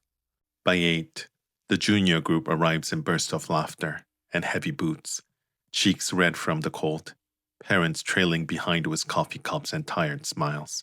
Nate's voice shifts automatically into coach mode. For an hour, the rink fills with movement and noise and learning. Stones slide unevenly, brooms scrape too early, someone slips and laughs. Nate corrects grips, fixes foot placement. He's good at this. Everyone knows it. One mom squeezes his arm lightly. He nods, polite. But when the kids file out and the ring quiets again, the silence settles heavier than before. Nate starts resetting stones along the boards, lining them up in perfect rows. That's when he feels it. He glances toward the far end of the building. Jonah is there, behind the glass near the sandwich station, half hidden by the support pillar, sitting on the bench with a paper-wrapped sandwich in his hands. For a second, Nate's chest tightens, unsure why his pulse suddenly feels louder in his ears. When he glances back again, Jonah turns and walks down, disappearing from the sight. Nate straightens slowly, staring at the empty space where Jonah had been. Warm air rolls out in thick waves, carrying the sharp bite of grease. A radio hums somewhere near the back, sports talk fading in and out beneath the clatter of tools, and the occasional hiss of compressed air. Cal stands beneath a massive mining loader, with a wrench in one hand. Evan crouches a few feet away. They work in rhythm for a few moments. Evan watches him for a second, then glances off toward the open bay door, where snow drifts lightly outside. Something sits on his chest. "Hey," he says casually. "I didn't know Nate was gay." Cal doesn't look surprised. "You didn't ask him." Evan lets out a soft breath of a laugh. "Guess that explains why he never dated any girl in town." Cal leans back against the machine. "It doesn't change who he is." "No," Evan agrees quickly. "Not what I meant." They go quiet again. Metal ticks as the engine cools. Evan tightens another bolt. Slower now. "You think Nate knows what he's doing?" Evan asks. Cal watches a thin line of oil drip into a pan below the loader. "I think he's scared." Evan exhales slowly. "Yeah." The radio fades into a commercial. Snow drifts heavier outside the open bay. Life keeps moving. Jonah doesn't wake up when he usually does. His body feels heavy, sore in the deep way it only gets after hard trainings and restless sleep. Memories tries to rise, and he shoves it down before it can take shape. He should have been at the rink hours ago. He throws on sweats and leaves. By the time he reaches the rink, it's close to 11, straight to the gym, but the hunger hits hard. He grabs a sandwich from a snack counter, biting into it immediately. Then he sees the ice. Nate is out there with the junior group, laughing quietly, correcting form. He watches, longer than he means to. That's when Nate shifts, turns his head slightly, eyes drifting in Jonah's direction. Jonah reacts instantly, looking away at the ceiling, at the hallway, at anything but Nate. Takes another bite of the sandwich like nothing matters. When he finally dares to glance back, Nate's already turned away. Relief and disappointment twist together in Jonah's chest. He wraps the sandwich back up slowly. This is how it has to be, for both of them. Jonah turns and walks out, without another look. Next day practice ends the same way it always does. Stones lined along the boards, sweat cooling on skin, breaths fogging faintly in the cold air. The team moves without much noise. Jonah throws clean. No attitude, no extra words, no smirk when Nate corrects a line. When Nate calls a tighter draw, Jonah nods once and resets. Evan and Cal finish packing first. "See you tomorrow," Evan says, forcing lightness into his voice. Jonah nods without looking up. The door swings shut behind them, the sound echoing down the corridor until the ring feels hollow. Nate waits. Jonah slings his bag over his shoulder and starts toward the exit. Jonah, Nate calls. Why are you avoiding me? Jonah finally faces him. I'm not. You are, Nate says, since the last game. You're acting like nothing happened. Jonah exhales slowly through his nose. It was good. That's all. Nate studies his face. Don't bullshit me. Jonah shifts his jaw, eyes flicking briefly toward the door. Think of it as friends with benefits. The words fall flat between them. Nate lets out a short breath that's almost a laugh. Friends. Jonah meets his gaze this time. Well, we're not really friends exactly, so just benefits. Nate stepped closer. You can't deny what we felt that night. You wanted it, Jonah says flatly. Nate blinks. You followed every call. Jonah continues. On the ice, you push back. In that room, a faint breath of a laugh. You crumbled. Nate's jaw tightens. Because I trusted you. And you trusted me. Jonah shakes his head slowly. No, that wasn't trust. That was just a gut fuck. He steps closer now, turning the pressure back on. You might be the skip out there, Jonah says, nodding toward the ice. But you aren't in the bed. The words land like granite. You listened. You moved when I told you to. You wanted it that way. It was just sex, Jonah says quietly. You liked how it felt. I liked how easy it was. So don't turn it into something bigger. Nate swallows hard. I saw you. Jonah's eyes flicker for half a second. Nate's breast sharpens. Look at me. They face each other across the matting, the distance thin but heavy. Say it, Nate says. Jonah's jaw tightens. Say what? Look me in the eyes and say it meant nothing. Cold presses in around them, but the words don't come. Jonah lifts his back higher on his shoulder and turns. Benefits, he says. That's all it was. If you want more, you know where my door is. Jonah walks away. Each step echoes through the rink. Fuck, you can't even say it facing me. Nate's voice breaks behind him. He shouts, Run like you always do. The door closes. Nate stands alone on the matting, staring at the stone Jonah left behind. Just sex. Just benefits. The words sit heavier than any loss ever has. Nate stands where Jonah left him long after the door stops echoing. His hand curls slowly into fist. Then he turns. The walk to the locker room feels longer than usual. Inside, it's almost empty. A few lockers hang open. The sharper scent of soap and sweat still lingers. Evan and Cal's spots are already cleared. Nate drops his bag onto the bench. For a moment, he just stares at the floor. Then his body moves on instinct. Shirt pulled over his head. Shoes kicked aside. He steps into the shower and twists the handle hard. Hot water slams down over his shoulders. Steam rising thick around him. His brace both hands against the tile. His breast shudders. Then the tears come. Silent at first. His shoulders shake as the sob finally breaks loose. Chest tightening so hard it hurts. He presses his forehead to the tile wall. Fragments rush back. Hands gripping him. Breaths in his ear. Just sex. Just benefits. A broken laugh slips out of him. He stayed there longer than he should, letting the water burn his skin like it might erase the feeling. But it doesn't. Nothing does. The parking lot glows under yellow street lights, flakes drifting slow and thick through the air. Nate's breast fogs immediately. Then headlights blink on across the lot. Once, Jonah's car. Nate freezes. The engine hums low as it rolls closer. Tires whispering against wet pavement, stopping beside him. The windows slide down. Jonah stares straight ahead, hands tight on the wheel. Get in. Nate hesitates, but he opens the door and climbs in. Jonah keeps his hand on the steering wheel.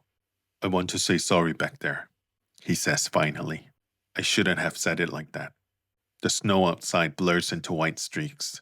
I'm only here for one season, Jonah continues quietly. Provincials, maybe nationals. Then I'm gone. Beck's house. Nate swallows hard.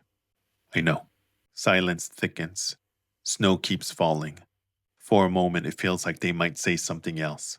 Like one of them might reach across the space between. I get it. He opens the door. Cold floods back in. The door shuts. Jonah shifts into drive. Headlights sweep across the lot once, then disappearing into the falling white.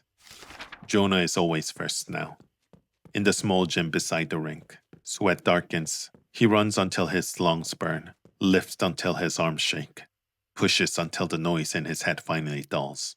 By the time the team ice starts, Jonah walks in exactly on time. Nate's call shots without looking at him. Their voices stay clipped. Evan notices. Cal definitely does. Practice gets harder, longer. They drill until arms shake and lungs burn. Jonah stays late most nights, throwing alone. Nate resets stones without help. By the time provincials approach, their timing is lethal. Cal watches it all quietly. It wasn't supposed to be his business, but he heard the voices that night. He was locking the rink office when the noise cut sharp through the hallway. Then Jonah stormed toward the exit. Nate stood frozen behind him. Cal moved without thinking. He crossed the floor and shoved Jonah back hard against the concrete wall. The impact echoed. You hurt my team, you're dead. Cal says low and steady. You don't play games here, not in my rink. Jonah shoved back. Get off me. You don't know shit. I saw his face when you walked out. Silence burned. Cal's voice dropped. Just don't hurt him. He's been through enough. I didn't ask him to fall for me. Then don't punish him for it, Cal said. Jonah walked out into the snow. Cal exhaled slowly. Even now, weeks later, his chest tightens remembering it. They're holding it together, but barely. The plane hums steady as it cuts through the cloud. The vibration settles into their bones. Cal takes the aisle. Nate sits beside him. Across the narrow aisle, Evan leans into the window. In the row ahead, Jonah sits alone. A flight attendant rolls a cart slowly down the aisle, the wheels whispering over the carpet. Nate shifts in his sleep, brow tightening, breast catching slightly like something heavy crossed his dream.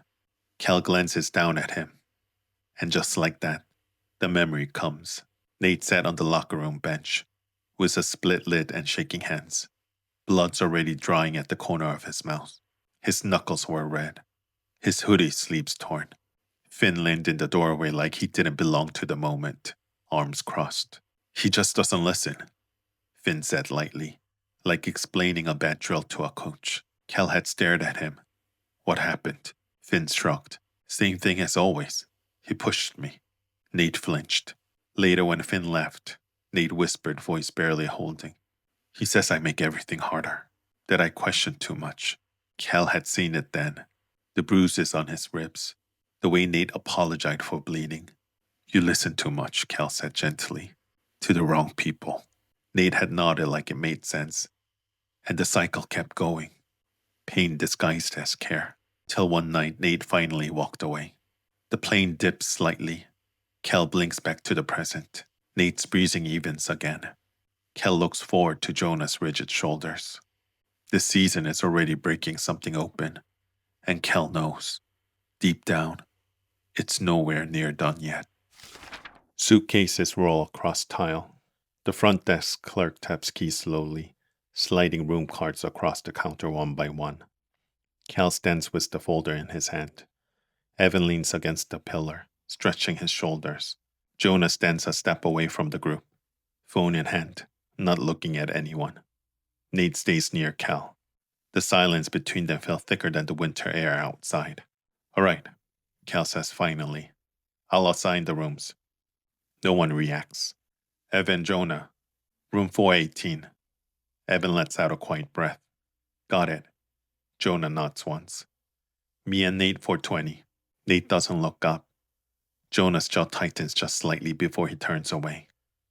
No one says anything. The elevator is tight. Evan hums softly like he always does when things feel awkward. Jonah stares at the glowing numbers. Cal stands beside Nate. They step out into the quiet hallway. 418 is first. Evan swipes the card. The door clicks open. Jonah steps inside. Evan follows, rolling his bag behind him. The door closes softly. One door down. Cal swipes the card. The lock clicks. They enter together. Cal drops his bag by the chair. Nate sets his near the foot of the bed. Silence settles. From the wall between the rooms comes the faint sound of Evans laughing about something. Jonah answers. It lands in Nate's chest. Cal notices. You good? Nate nods.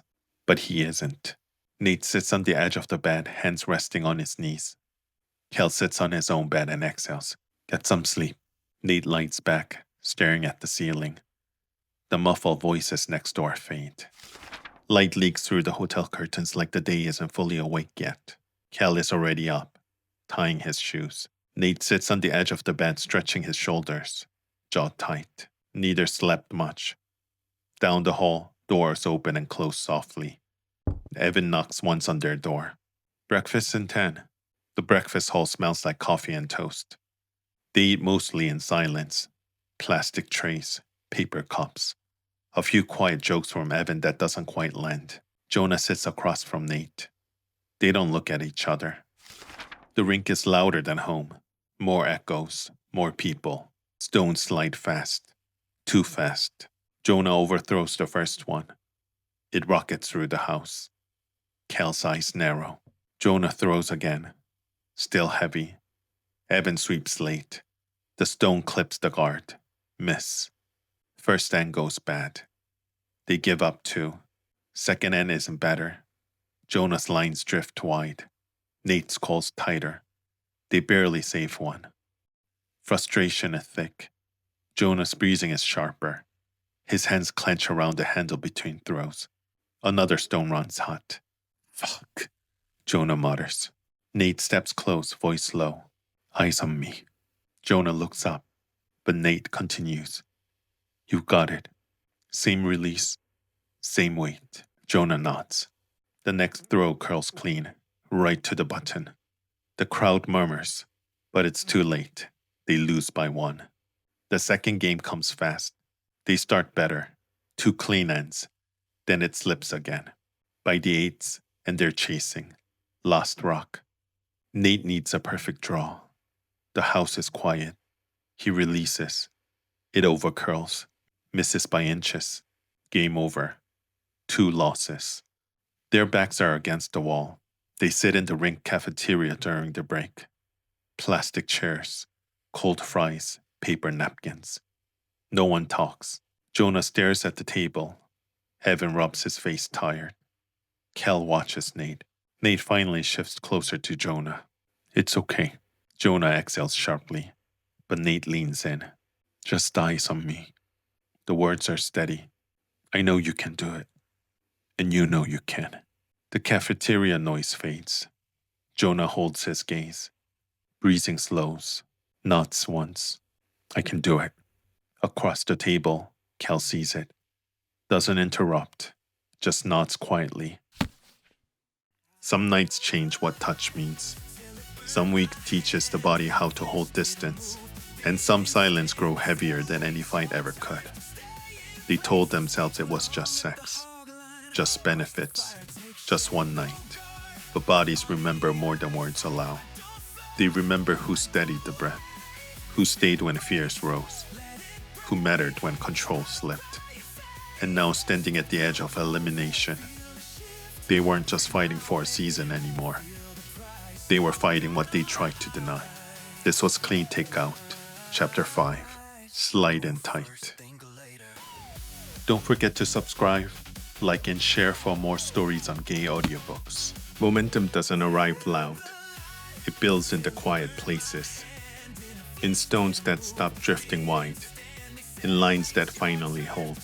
In small choices that start stacking into something real. One clean end turns into another. A tight finish becomes rhythm. A season that once felt slippery begins to feel grounded. Sudbury isn't winning with flash. They're winning with control. And control changes everything. Because control gives you space. Space to breathe. Space to notice. Space for what's been building underneath the game to finally surface. And when momentum settles in, nothing stays hidden for long. This is Clean Takeout, Chapter 6, Holding the Line. Morning arrives in layers of sound and motion, voices low with sleep, and nerves and a quiet focus. The team drifts towards the rink together, bodies falling into a familiar rhythm. Everywhere Nate turns, Jonah is already there, a glance catching at the end of the hall, shoulders brushing as they funnel through narrow doorways. By the entrance, a bench holds water bottles in a loose row. Nate reaches. Jonah reaches.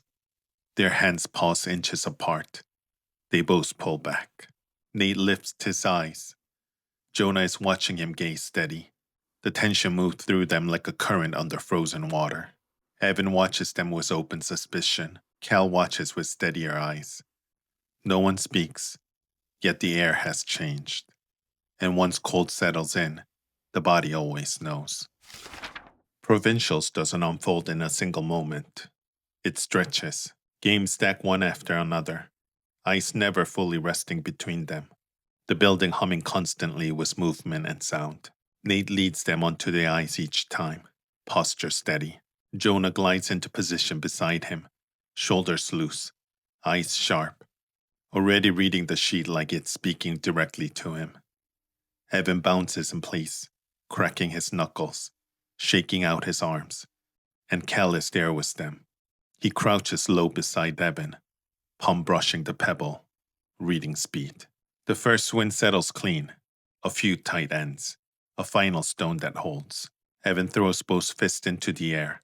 Cal is already there, gloved hand landing hard against Evan's shoulder, the other gripping Jonah's arm.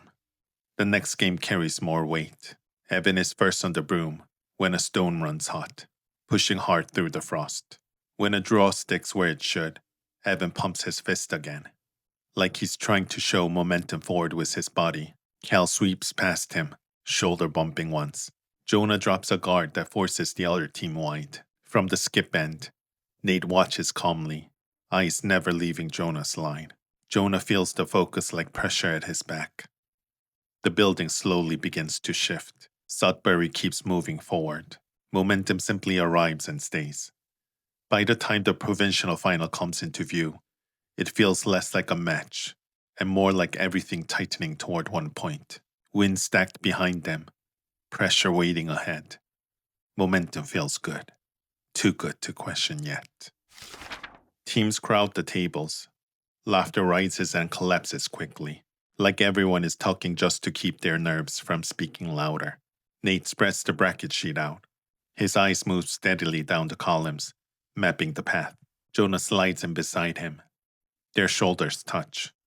Across from them, Evan drops into chair and immediately starts shaking one leg hard enough to rattle the table.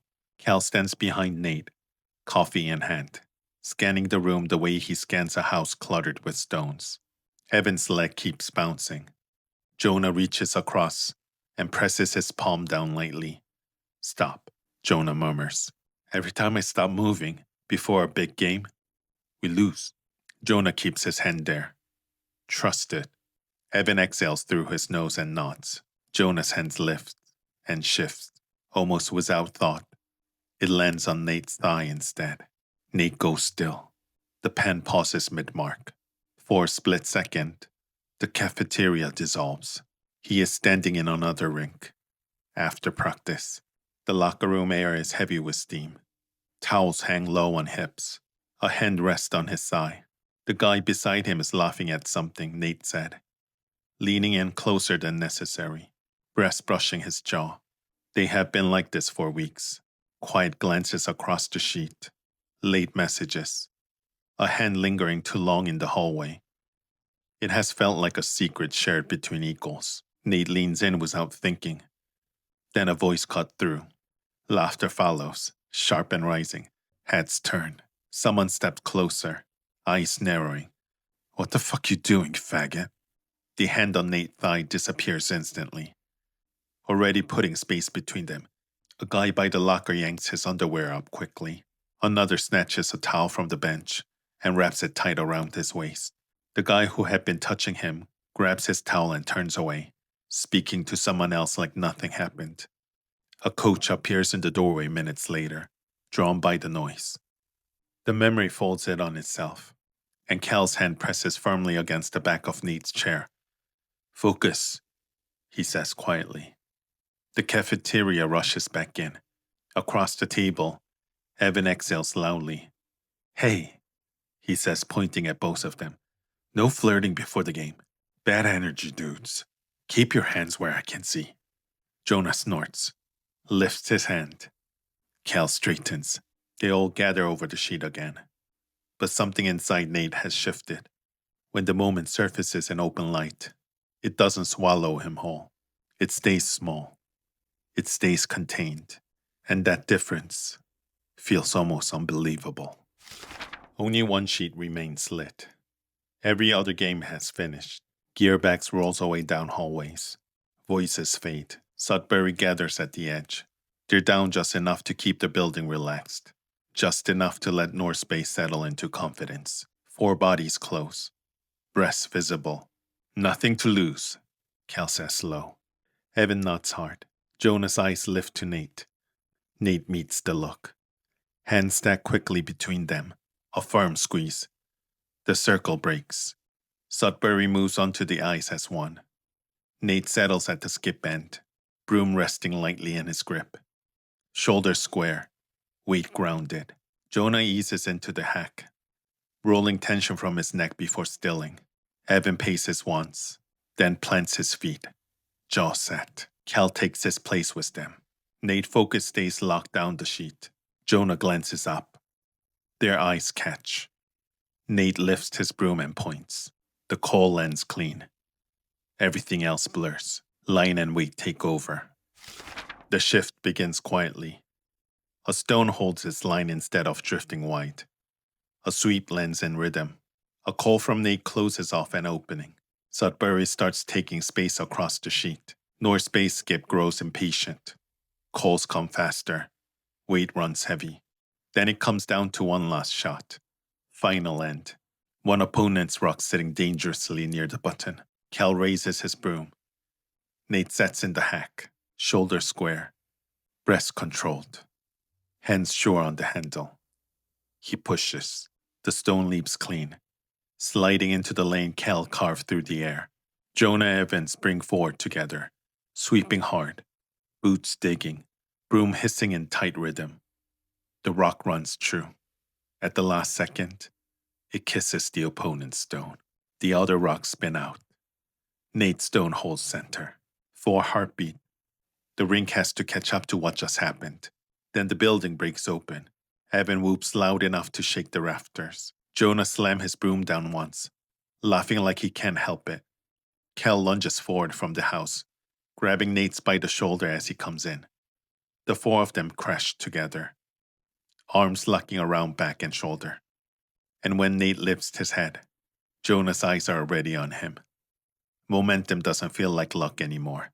It feels like something earned. The season moves forward with them. Flashes pop in uneven bursts. Voices call names. Medals are pressed into palms. Evan grins so hard it hurts. Cal stands stiff at first, then finally smiles. It's the first provincial title for Evan and Cal. For Nate and Jonah, it feels like something remembered. Come on, Evan says, jogging toward the boards. I want to see the ice again. Cal follows slower, shaking his head. Nate and Jonah trails behind. They drop onto the bench in a loose line. For a second, no one speaks. The sheet stretches bright in front of them, scarred from the final end. Evan slings an arm over Cal's shoulder. Cal hesitates half a beat, then pulls him in. Jonah's arm slides behind Nate's back, resting across his shoulder without thinking. Nate let it stay. They look out at what they just claimed, the place where momentum turned. Holy hell, Evan whispers. Cal lets out a low laugh. We did that. Nate nods once. Jonah's grip tightens briefly. For a moment it's only pride, only relief, only them. Then the energy shifts. Jonah eases closer, shoulder brushing Nate's again. Nationals are going to be faster ice. Evan glances over. All right, you guys can kiss now. We just won. Jonah blinks, then shoves him. Shut up. Evan laughs, stumbling back. What? I'm being supportive. Cal snorts. Nate's mouth twitches before he can stop it. Say one more word, Nate says, pointing, and I'm sweeping you into the boards. The tension breaks into laughter. Evan bounces on his toes again. Last one to the locker room buys victory dinner. You're impossible, Cal says, shaking his head. Evan takes off. Cal follows, slower but smiling. Nate and Jonah go after them, still close, still warm with the afterglow of the win. Evan bends forward with his hands on his knees, laughing between gulps of air.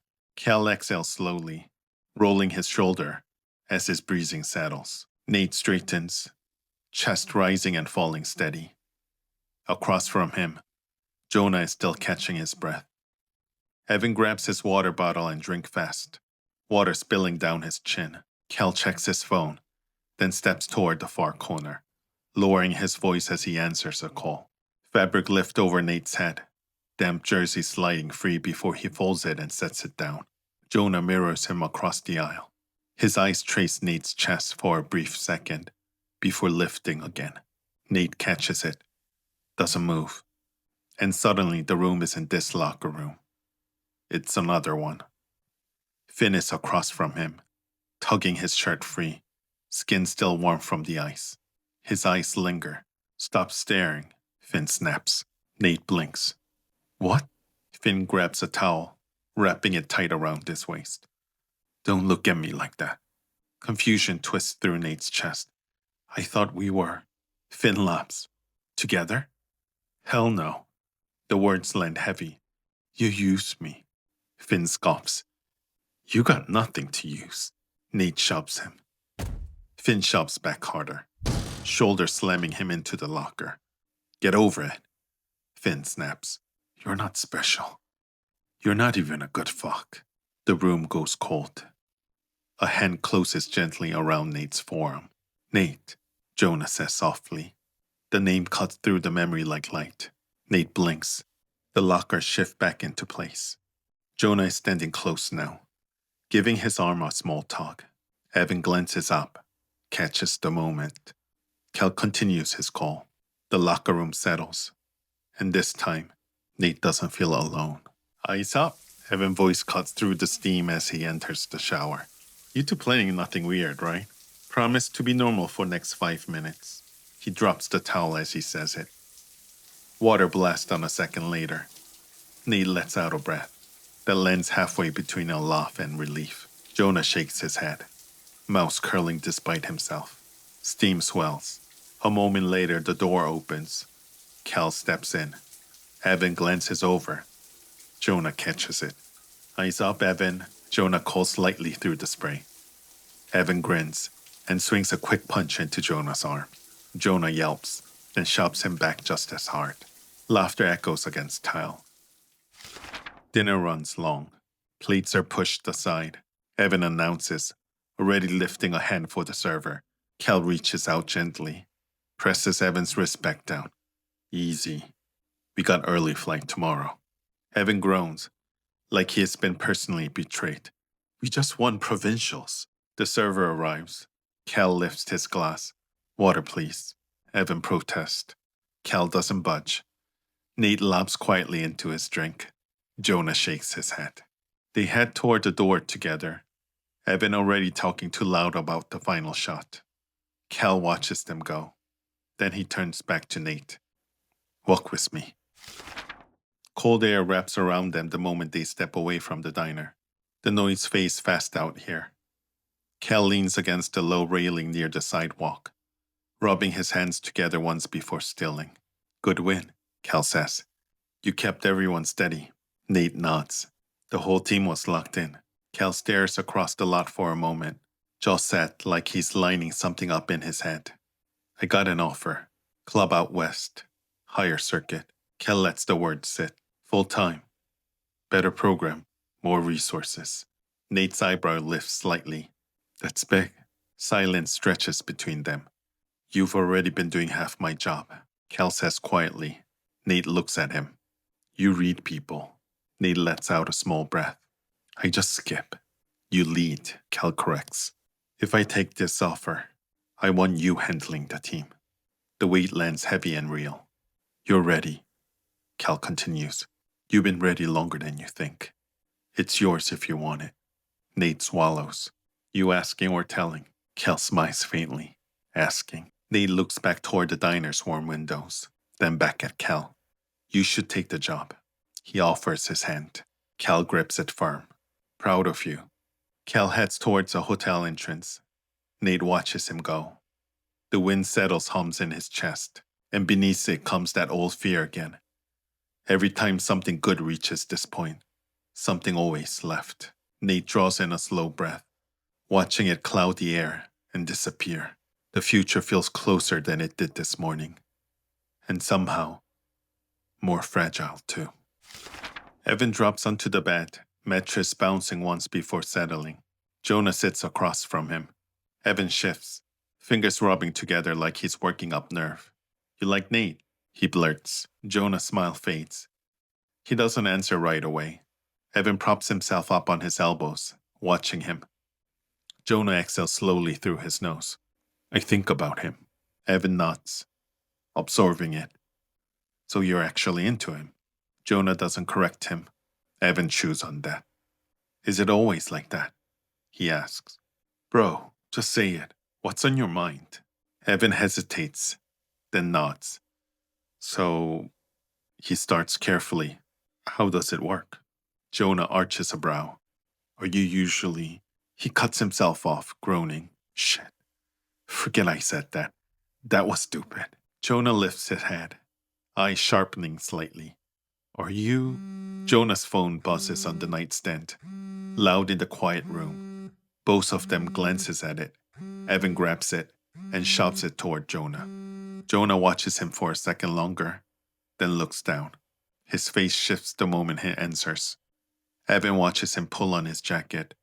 The door clicks shut behind Jonah. Jonah starts walking as he answers. He listens more than he speaks. His jaw tightens.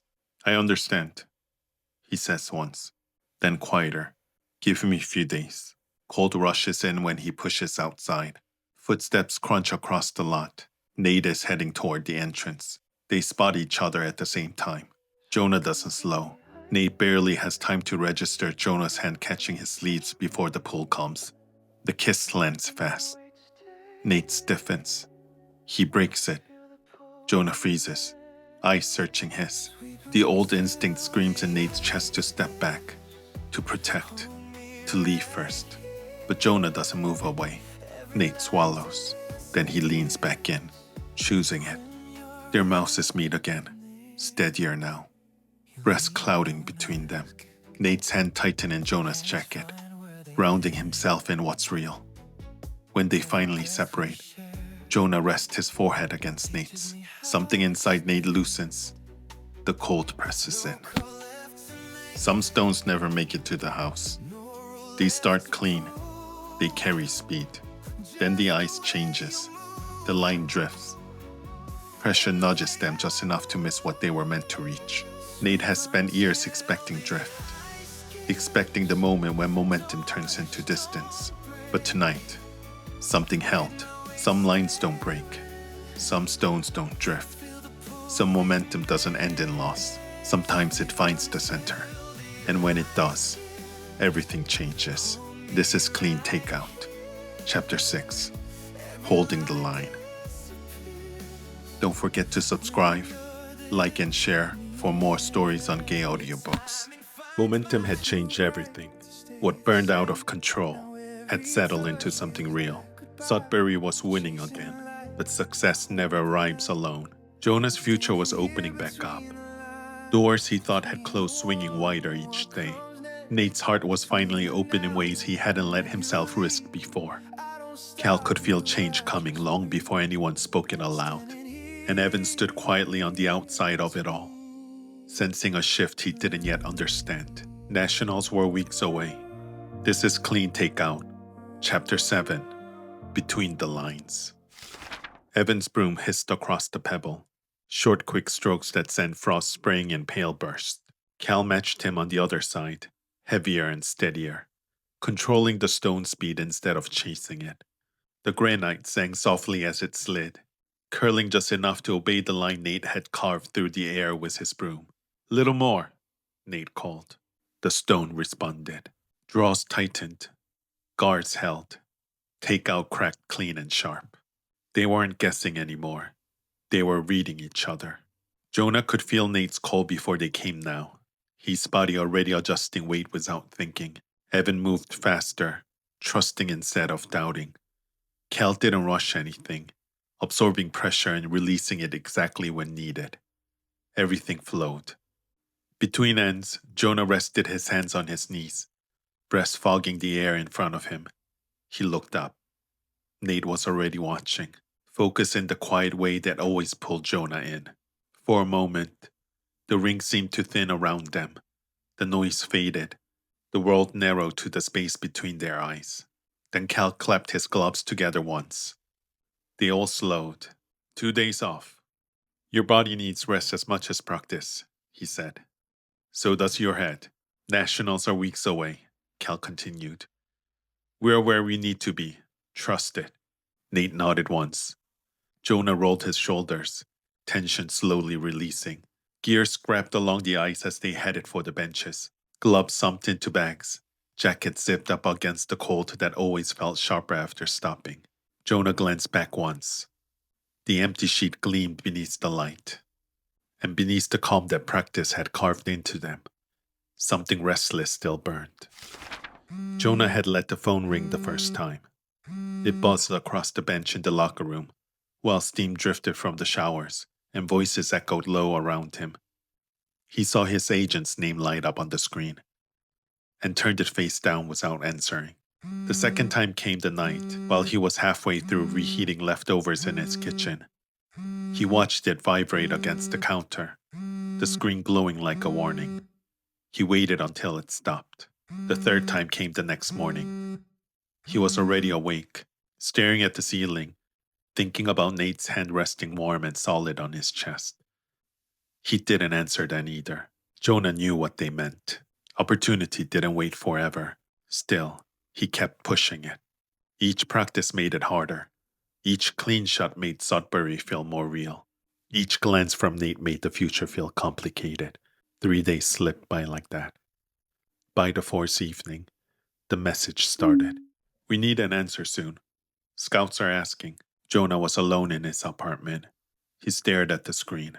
His chest felt tight, but this time he called back his agent. Jonah, his agent said immediately. We got to lock this down. They're ready to move, but not without your yes. They're offering serious backing. The agent continued. This is what you wanted back. I need an answer now. The agent said more gently now. I can't keep pushing them. Silence filled the apartment. Through the window, Jonah pictured the bright southern rings. Then he finally said, Yes, I'm in. Relief rushed through the line. That's the right move, the agent said. I'll handle the rest. They hung up. Jonah stayed where he was. The future he'd been chasing was suddenly real again. And it meant leaving. He exhaled slowly, dragging a hand down his face. He hadn't planned on caring this much about anyone when he came to Sudbury. He opened his phone. Nate's name sat at the top of his message. He typed, Come over. The message delivered. It was read instantly. Jonah held the phone in his hand, eyes fixed on the screen, thumb resting uselessly along the edge. 3 small dots appeared beneath Nate's name. Jonah's breast caught. But the dots disappeared. Nothing came through. He waited. They appeared again, then vanished. His jaw tightened. He could almost picture Nate on the other end, thumb hovering, pulling back, thinking too much. This was exactly why he hated waiting, why silence always made everything heavier. The dots didn't return. Jonah swore quietly under his breath and hit call. Nate had been folding laundry when his phone glowed with Jonah's message. Come over. Just 2 words. Simple, and somehow heavy. Nate set the phone face down on the coffee table and folded another shirt. His chest felt tight in a way he recognized too well. For days now, Jonah had seemed distracted between practices, still sharp on the ice, still intense, but quieter when no one was looking. Nate knew that look. He picked up the phone again. He typed, then erased it. Typed again. Nothing felt right. What he wanted to write was something simple. I miss you. I want to see you. I'll be there. He locked the phone and set it down again. For a moment he just stood there, hands resting on the edge of the table, breathing slowly. He cared. That was the problem. The phone rang. Jonah's name filled the screen. Nate froze for half a second, heart kicking hard against his ribs, then swiped to answer. Why aren't you texting back? Jonah's voice came fast, tension riding just beneath it. Nate exhaled slowly. I was trying. Trying what? What to say? Just come over. Relief hit instantly. I'm on my way. Good, Jonah said. Nate grabbed his jacket and headed for the door, his chest still tight as he locked up behind him. Jonah didn't sit down after the call. He paced once across the living room, once back again, then stopped in the middle of the floor like standing still might help. It didn't. The apartment felt too small, too quiet, the air too warm against his skin. He dragged a hand through his hair and swore under his breath. He hated this feeling, waiting for someone when he already decided what he wanted. He just stood there, pulse thudding, listening for footsteps in the hall. When the knock came, Jonah crossed the room in 3 strides and opened the door. Nate stood there, cold air clinging to him from outside. Jonah stepped back to let him in.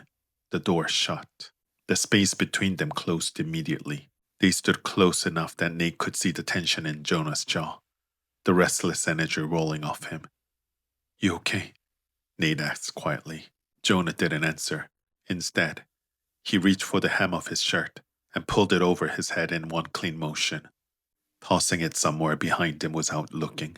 He stepped closer, fingers already finding the zipper of Nate's jacket. I don't want to talk right now. The words weren't harsh. They were urgent. There was no slow build this time, no pretending, just heat that had been held too tight for too long, and Jonah had no intention of waiting. Nate answered instantly, pulling him closer until there was no space left. Jonah pushed forward, backing Nate toward the couch in short instant steps. The back of Nate's knee hit the cushion. He went down, pulling Jonah with him. Jonah settled over him immediately. Nate met the gaze, a small breathless smile tugging at his mouth. Jonah brushed a thumb across Nate's cheek. Evan had been half watching something on Netflix. He didn't know what it was anymore. He scrolled his phone, thumb moving without really seeing anything. The apartment was dim except for the glow of the TV, the blue light washing over the walls and couch in soft flickers. He shifted on the couch, pulling one leg up, resting his foot against the cushion. A bowl of chips sat untouched on the coffee table. This was supposed to be rest. That's what Cal had said. 2 days off. Let the body recover. Let the head quiet down. But his head wasn't quiet. Evan muted the TV. The silence settled thick. He stared at his phone. The app icon sat there, new and bright. He downloaded dating app earlier in the afternoon. Just curiosity. That was all. He opened it. Blank profile. He stood and walked slowly to the bathroom. The overhead light snapped on, harsh compared to the soft glow of the living room. Then he reached for the hem of his shirt. The fabric lifted over his head, cool air brushing across his skin as he dropped it onto the counter. The mirror showed him just as he was. Broad shoulder, arms defined. He lifted his phone. He stared at it. His thumb hovered, heart thudding louder than the TV ever had. He saved it. He sat on the edge of the tub, breathing slowly, phone warm in his hand. Nate and Jonah stayed sprawled on the couch. Jonah moved first, pushing up on one arm to look down at Nate. Nate's eyes were half-lidded, chest still rising unevenly. Jonah reached for Nate's wrist, fingers closing firm, and pulled him upright. Nate rose with a quiet huff of laughter, legs unsteady for half a second before finding balance. Jonah didn't let go. He led them down the short hallway, shoulders brushing walls. The bathroom light snapped on. Jonah twisted the shower knob. Water hissed to life, steam curling immediately into the small space. They stopped under the spray together. Hot water hit shoulders, backs, hair. Jonah turned so the steam hit his chest first, then pulled Nate closer until they were pressed together under the same fall. Jonah rested his forehead against Nate's, eyes closed, letting the heat soak deep into muscle. Nate's hands settled low on Jonah's waist. Jonah tilted his head, lips brushing Nate's collarbone once, then trailed higher, pressing a slow kiss to his throat. The shift happened quietly, something that felt like trust more than need. Jonah's hand slid up Nate's back, holding him, like he was anchoring them both. Nate leaned into it, letting Jonah guide the moment.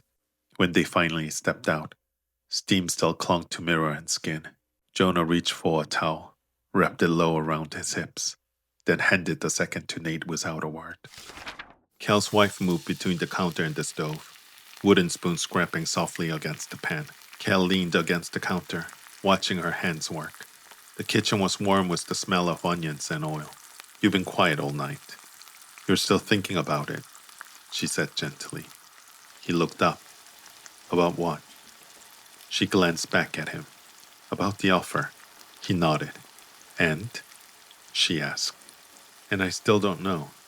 You spent your life building other people's careers," she continued. "When do you get to build yours?" Cal didn't answer. She turned the burner lower. "Do the boys know?" "Only Nate." Her eyebrows lifted slightly. "And what did he say?" "He said to take it," Cal answered. "And he's willing to step up and lead the team." She smiled faintly.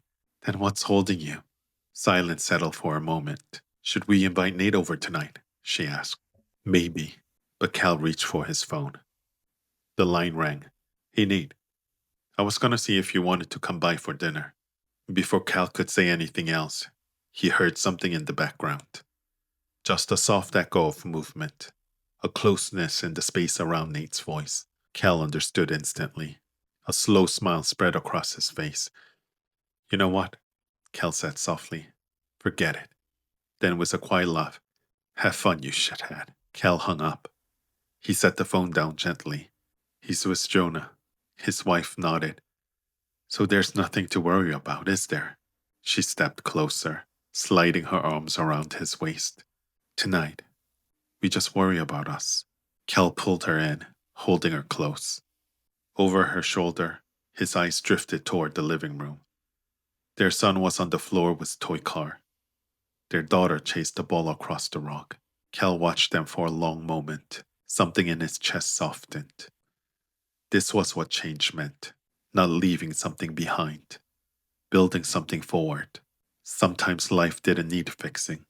Sometimes it just needed trusting. Steam clung to the mirror in soft clouds, the air carrying the faint scent of soap and heat. Jonah stood at the sink, dragging towel through his hair, water dripping onto the counter. Nate was beside him, rubbing his arms dry, their shoulders brushing every time one of them shifted. "What did Cal say?" Jonah asked. "He was gonna invite me over for dinner," Nate smirked. "Pretty sure he heard something in the background. Man's got coach instincts." They stood there another second. The closeness stretched again. Jonah turned toward Nate. "I'm hungry." Before Nate could answer, Jonah leaned in, pressing his mouth slowly and warm against Nate's shoulder. The towel slipped. Nate's eyes flicked down, then back up amused. "Seriously?" Nate said, laughing now.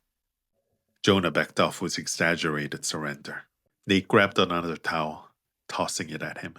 Jonah caught it easily, wrapping it around his waist. "Let's just order something," Nate said. Jonah was already reaching for his phone. "Chinese," he said immediately. The house was quiet by the time Cal carried his daughter down the hallway. She was already half asleep against his shoulder. Cal nudged bedroom door open with his foot and lowered her carefully onto the bed, brushing hair back from her face as she shifted once, then settled. His son lay in bed already, blanket twisted at his waist. Blinking up at him, Cal knelt and pulled the blanket up around him, tucking in beneath his chin. He leaned down and pressed a soft kiss to his forehead. Lights dimmed. A nightlight clicked on.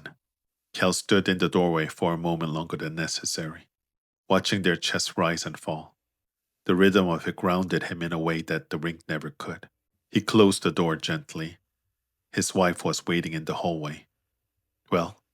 she asked softly. "They're out." Then he leaned in and kissed her, slow at first, then deeper. When she smiled against his mouth, he laughed under his breath and lifted her easily off the ground. She protested softly, laughing as he carried her down the hall. "Been too long since I carried you like this." The bedroom door closed behind him. Across town, the takeout container set shop to the side. Jonah lifted Nate onto the counter. Nate settled there, hands finding Jonah's shoulder as their bodies drew close. Their forehead brushed for a brief second, before Jonah leaned in, kissing him slowly.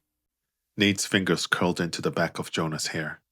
Jonah pressed closer, breast warm against Nate's skin, lips trailing from his mouth to the line of his jaw, and Nate leaned into him.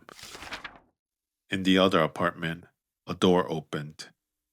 Evan stood on one side of it, heart pounding loudly. A guy stood, close to his age. Dark jacket, nervous smile, hands tucked halfway into his pocket. "Hey," the guy said. "Hi," Evan answered.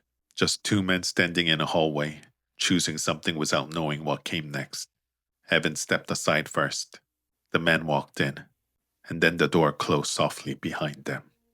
3 houses, 3 choices, 3 versions of what it meant to reach for someone. And somewhere beneath all of it, the understanding that nothing was standing still anymore. Morning came in quietly. Light slipped through the blinds and pale line across the bed, warming the edge of the sheets. Nate lay on his stomach, one arm tucked beneath the pillow, breathing slow and deep. Jonah was already awake. He lay on his side beside him, propped up slightly on one elbow, watching. There was something about morning that stripped things down. Jonah reached out slowly and brushed his finger through Nate's hair, pushing it back from his forehead. Nate stirred, eyes blinking open. For a moment he looked confused.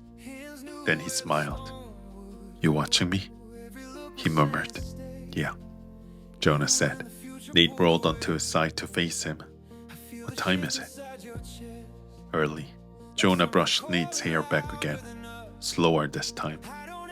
There was a weight behind the gesture now. Nate felt it. "What?" he asked quietly. Jonah's eyes shifted for a second before coming back. "I'm going to take it." Nate didn't need to ask what he meant. He nodded once. His fingers tightened at Jonah's waist for a brief second, breath leaving him in a quiet exhale. "I know," he whispered. Jonah leaned closer, forehead resting lightly against Nate's. They stayed there, breathing the same air, the morning light creeping higher along the wall. Just the quiet reality of wanting something that didn't come with guarantees. Jonah had made his choice, toward a future that was already calling him forward. And Nate wasn't pretending that wanting someone meant holding them still. Across the city, Cal was learning to loosen his grip on the team he built, to trust that growth didn't mean loss. And Evan had stepped quietly into a door he never opened before, unsure of what waited on the other side, only knowing that standing still wasn't enough anymore. 4 passes shifting, 4 lives moving forward. Nationals were still coming. The ice would still test them. Wins and losses would still be measured in inches, but the real changes were already underway. This was Clean Takeout, Chapter 7, Between the Lines. Don't forget to subscribe, like, and share for more stories on gay audiobooks. Some houses are built to protect what's inside. They hold dreams in tight rooms. They keep fear behind closed doors. They make small lives feel safe. But pressure doesn't ask permission. It presses, it waits, and eventually it breaks something open. National isn't just bigger ice, it's bigger truth. Some men come chasing medals, some come chasing second chances, and some don't realize this is the moment their world is about to widen forever. Because when the house breaks open, nothing fits the same again. Tonight, everything changes. This is Clean Takeout, Chapter 8, When the House Breaks Open. The arena feels different the moment they stepped inside. Sudbury isn't announced first. They're the lower seed, the underdog line at the edge of the screen. Evan nudges Jonah lightly with his elbow. Big stage, he mutters. Jonah rolls his shoulder once. Nate kneels at the hack and exhales once through his nose. All right, he says quietly. Let's make them notice. The first hand settles nerves. Short draws, clean guards, feeling weight. The crowd is polite at first. Curious applauses. National spectators don't invest until you give them something worth clapping for. Midway through the second end, they do. Jonah steps into the hack. Eyes locked down sheet. The call is tight. A takeout that needs to stick. Miss it, and they give up too. The stone rides straight, then curls late. Commentators lean forward. That's the shot. By the fourth end, Sudbury aren't surviving. They're dictating. A camera lingers longer than usual after Nate calls a freeze that lands perfect against the button. They're no longer background noise. They're a story forming in real time. And for the first time all season, it doesn't feel like they're chasing the game. It feels like game is finally chasing them. The other team starts glancing at the scoreboard between shots. Pressure creeping in. Nate feels it shift. This is the moment where teams either crumble or rise. He steps forward calmly. They're the ones chasing now. Jonah nods once, and then throws the shot of the match. The stone threads through the gap, kisses the guard, and curls into perfect cover. A commenter laughs in disbelief. You don't see underdogs throw that shot under this pressure. By the final end, the other team shakes early. Hands meet in the center of the sheet. As they head to the bench, Evan lets out a breathless laugh. Are we actually doing this? Cal claps his gloves together once, satisfied. Jonah's eyes are bright. Nate finally allows a small smile. Around the ring, people are already pointing. What started as curiosity is turning into buzz. Sudbury's becoming the story of the day. Morning games bleed into afternoon ends. Afternoon crowds turn into evening lights. 8 games in 4 days. Bodies sore, hands taped. Voices hoarse from calling weight through cold air. Sudbury plays everything. They lose one tight game to a veteran powerhouse. 6 wins, 2 losses. Enough to climb. Enough to shock people. Final standing flash on the big screen. Sudbury, second seed. A murmur ripples around the arena. Commentators stop calling them underdogs. Opponents watch their sheet closely now. Sudbury hits the qualifier against a top-ranked team and loses by a tiny fraction. One more game waits against another seeded squad. They lose again. Both matches are brutal and tight, decided by inches.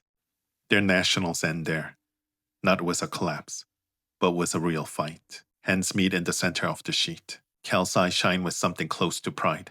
Jonah wipes his face with the towel, chest still heaving. Nate looks around the crowd, still watching them walk off. The locker room door doesn't close. It keeps opening. Tournament volunteers, media badges, local reporters who didn't even know Sudbury existed 4 days ago. Now they do. Flashes hit tile walls. Microphones hover too close. Jonah answers cleanly. Then his agent arrives. There he is, he says, clapping Jonah once on the shoulder. Told you they'd catch up. He talks as if the story belongs to him. The agent turns, finally acknowledging the team. Good work out there. Helped him showcase well. Cal's jaw tightens, almost invisible. Evan blinks like he's not sure he heard it right. Nate doesn't say anything. The spotlight isn't warm anymore. It's directional, and it's narrowing. Reporters drift out in clusters. Voices fade into the hallway. Jonah stands near the far bench, towel around his shoulders, listening while his agent talks. You handled the camera well, the agent says. That's part of the job now. I'm already lining up interviews next week. He claps Jonah's shoulder again. Proud of you, kid. Then just like that, he's gone, moving toward the next opportunity waiting in the hall. Nate exhales slowly. That wasn't a conversation about the future. That was a man managing something he already owned.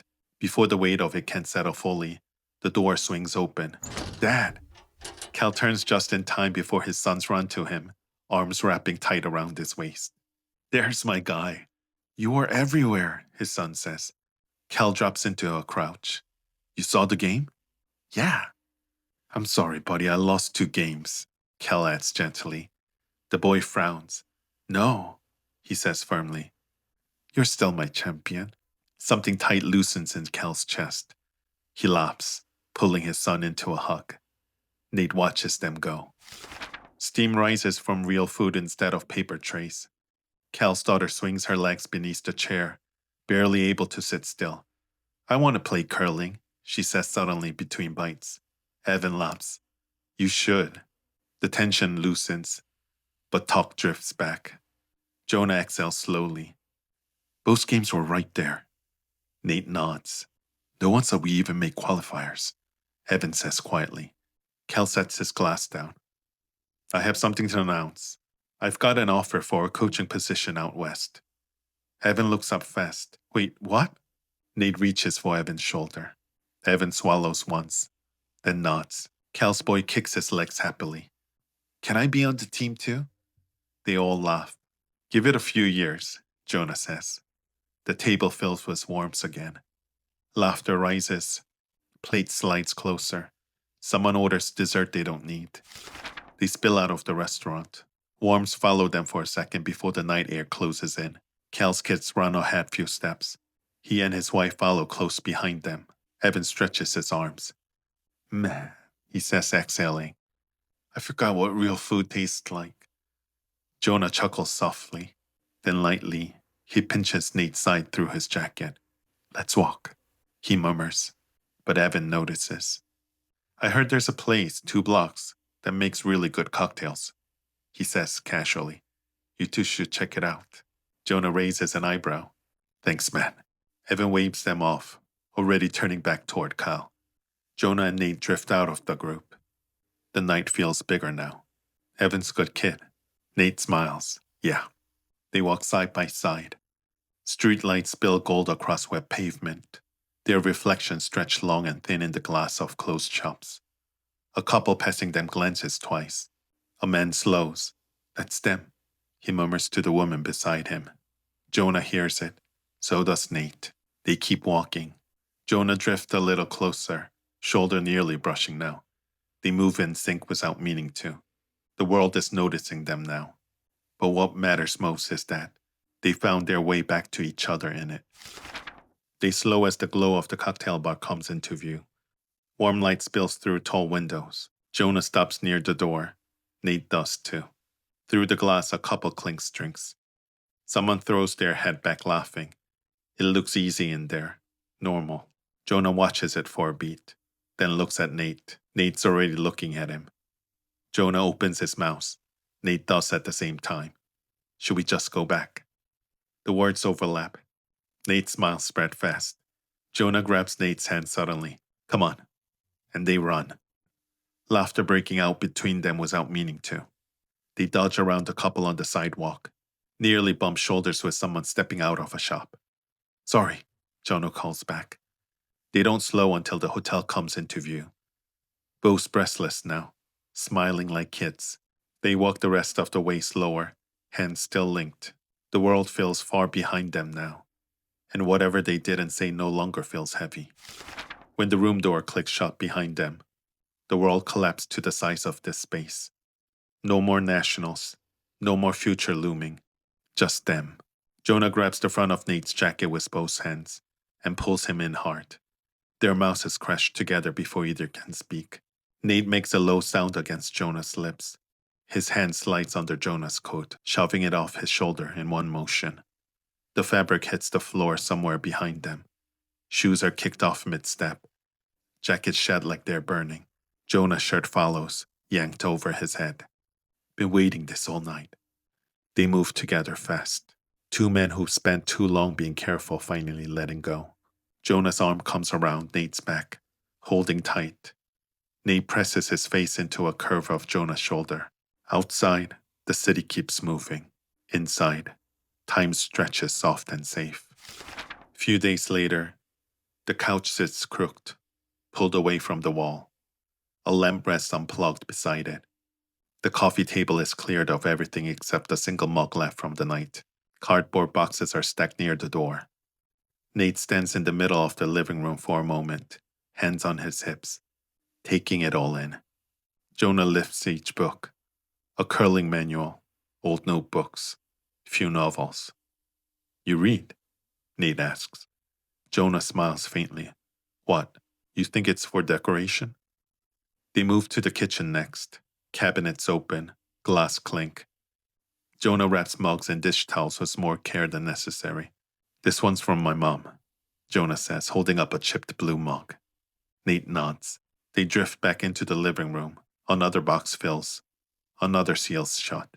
Time stretches. The house slowly sheds Jonah's piece by piece. Nate noticed the things disappearing before he noticed the box filling. The space where Jonah's shoes usually sit. The empty hook by the door. The bare coffee table. Nate pauses near the window watching a car pass. There's still so much to learn about you. Jonah steps in behind him. Arms slide around Nate's waist. We can learn, Jonah murmurs into his back. Nate exhales slowly, resting his hands over Jonah's arm. They stay like that, surrounded by half-packed life. The rink bar is louder than it usually is. Nate and Jonah arrives together, shoulders brushing as they step inside. Cal is already there near the counter, talking with a couple of old league friends. Cal joins them and orders a round. Laughter rises and falls like waves. For a while, it almost feels normal. Then the door opens behind them. Cold air rushes in. Evan steps inside, rubbing his hands together, eyes scanning the room. Before he even reaches the table, his gaze catches on someone behind the bar. The waiter looks up. Their eyes meet. Both freeze for half a second. Evan blinks. No way, he mutters. They stand there awkwardly for a beat. Nate and Jonah watches them from the table, confused. Cal turns slightly, eyebrows raised. You know him? Jonah whispers. Evan rubs the back of his neck. Yeah, this is Mason, the waiter says easily. Nice seeing our heroes. You're the talk of the town. And he turns to Evan. Congrats, curling star. It's nice to meet you again. Evan groans. Please don't call me that. Mason laughs. The tension softens instantly. Drinks? Mason asks. Yes, Evan says too fast, then clears his throat. Yeah, that'd be great. Mason heads back to the bar, glancing once over his shoulder with a small smile. Evan watches him go. Jonah smirks. Bro, you need to talk before I leave. Evan drops into his chair. Grinder mistake. Nate bursts out laughing. Cal's confused. The night rolls on. More drinks, more stories. The laughter comes easily now. Evan keeps stealing glances toward the bar. Mason keeps catching them. When they call the night, Mason approaches Evan quietly. Maybe I'll see you around? Evan nods. Yeah. Jonah nudges him. Told you. National changes everything. They laugh. Jonah takes Nate's hand. I'm gonna miss this place. They start walking. The rink bar glows warm behind them. One chapter closing, another already opening. Jonah's place doesn't look like his anymore. The walls are bare, the shelves empty. Even the echo sounds unfamiliar. He hasn't slept here for the last 2 nights. He's been at Nate's. Now they stand inside it one last time. The keys rest on the kitchen counter. Jonah turns them over once in his hand. A knock at the door breaks silence. Cal steps in first. Evan follows close behind. Jonah swallows, then pulls Cal into a tight tug. Evan steps up next. He hesitates for half a second, then wraps his arms around Jonah. Don't forget us when you're famous. Jonah hops a quiet laugh into his shoulder. You call me whenever you have questions, okay? Evan squeezes tighter. I will. Nate stays back watching. Not ready yet. Cal glances at him. You driving him? Nate nods. Yeah. Cal claps Nate once on the shoulder as he passes. Evan lingers a moment longer, then steps closer to Nate. You good? He asks quietly. Nate nods. Evan studies him. Doesn't fully believe it, but let it go. Jonah looks around the empty place one last time. They all step outside together. The sky is pale. The airport waits. The drive is quiet. Street lights pass in long, steady lines across the windshield. Nate keeps both hands on the wheel. The airport lights appear ahead, glowing white against the dark. Jonah swallows. Already. Nate parks and cuts the engine. The quiet feels louder now. Inside the terminal, they walk side by side, shoulders brushing. Jonah grips the strap of his bag tighter. They stop near the security line, the line where moments change. Jonah turns toward Nate. They look at each other. I guess this is it, Jonah says softly. Nate nods. Jonah pulls him into a hug and rests his forehead against Nate's shoulder. You going to miss me? Jonah whispers. Nate breathes out slowly. Of course. They pull back slightly. Promise you'll come visit? I will. Jonah shifts his weight. He steps back, takes 2 slow steps toward the line. Then he turns back, crosses the space between them in 3 quick strides, grabs Nate into a fierce hug. I love you, man, Jonah blurts. The words come out like they've been waiting all season. Nate freezes for half a second. Then everything in him melts. He wraps Jonah tight. I love you too. The world fades. People pass. Announcements echo. But for a moment, there's only them. Jonah pulls back just enough to look at him, eyes shining. Nate smiles. And they kiss. Finally, Jonah turns. See you soon. This time, he keeps walking. Nate watches until Jonah disappears into the crowd. Months has passed quietly. New drills, new faces, new expectations. The rink feels different now. Busier. Evan has stepped into the vice role. 2 new players have joined the rooster. Ben, tall and sharp-eyed, quick on the ice. Zach, broader shoulders, steady hands, focused. They move well together already. Then the door swings open. Cold air rushes in. Jonah steps inside. Bag slung over one shoulder. Nate freezes. What? Jonah drops the bag, crosses the ice in long strides, jumps straight into Nate's arm. Nate barely catches him. Laughter bursts out of both of them. You said tomorrow. Nate laughs. Jonah grins. I couldn't wait. Jonah's hands slide naturally to Nate's waist. Evan groans dramatically. Oh my God, get a room. Nate laughs, still holding Jonah. Hey guys, this is Jonah. Ben grins. Nice to finally meet the legend. Zach nods respectfully. Evan steps closer. Jonah laughs and pulls Evan into a quick hug. Then Evan does something unexpected. He waves toward the stands. Hey! Mason stands. He walks down the steps slowly, hands in his jockey pocket, smiling. Jonah blinks. Mason reaches the board. Evan hops up, leaning in as their hands find each other naturally. Jonah's mouth falls open. No way. Evan grins. Way. Jonah laughs again. It's about time. Mason chuckles beside them. Nate is watching all of it, warmth spreading through his chest. Then he remembers something. Hold up, guys. He pulls his phone out, dials. It rings twice. Then Cal's face fills the screen. Look who's here, Nate says, turning the camera. Jonah waves. Cal's eyes widen. Damn, it's good to see you. All of them gather around the phone. Ben and Zach leans in curiously. Evan squeezes into frame with Mason. For a moment, it feels like the whole team again. When Nate finally pockets the phone, Jonah slips his finger into Nate's. Feels good being back, Jonah says quietly. Nate smiles. Around them the rink hums with life, and the future wide open. The ice reset every morning. Lines are scraped clean. Pebbles smooth flat. Every trace of yesterday's battle erased. But people don't. Sudbury didn't leave nationals with medals. They left with belief, with proof that control can grow into connection. That friction can become family. Some goodbyes open doors. Some endings build beginnings. And some moments that felt like breaking were really the house making room for more life. This was Clean Takeout, Chapter 8, When the House Breaks Open. Thank you for being part of Clean Takeout. This series was never just about curling. It was about ambition, love, and the courage to grow beyond what feels safe. Don't forget to subscribe, like, and share for more stories on gay audiobooks.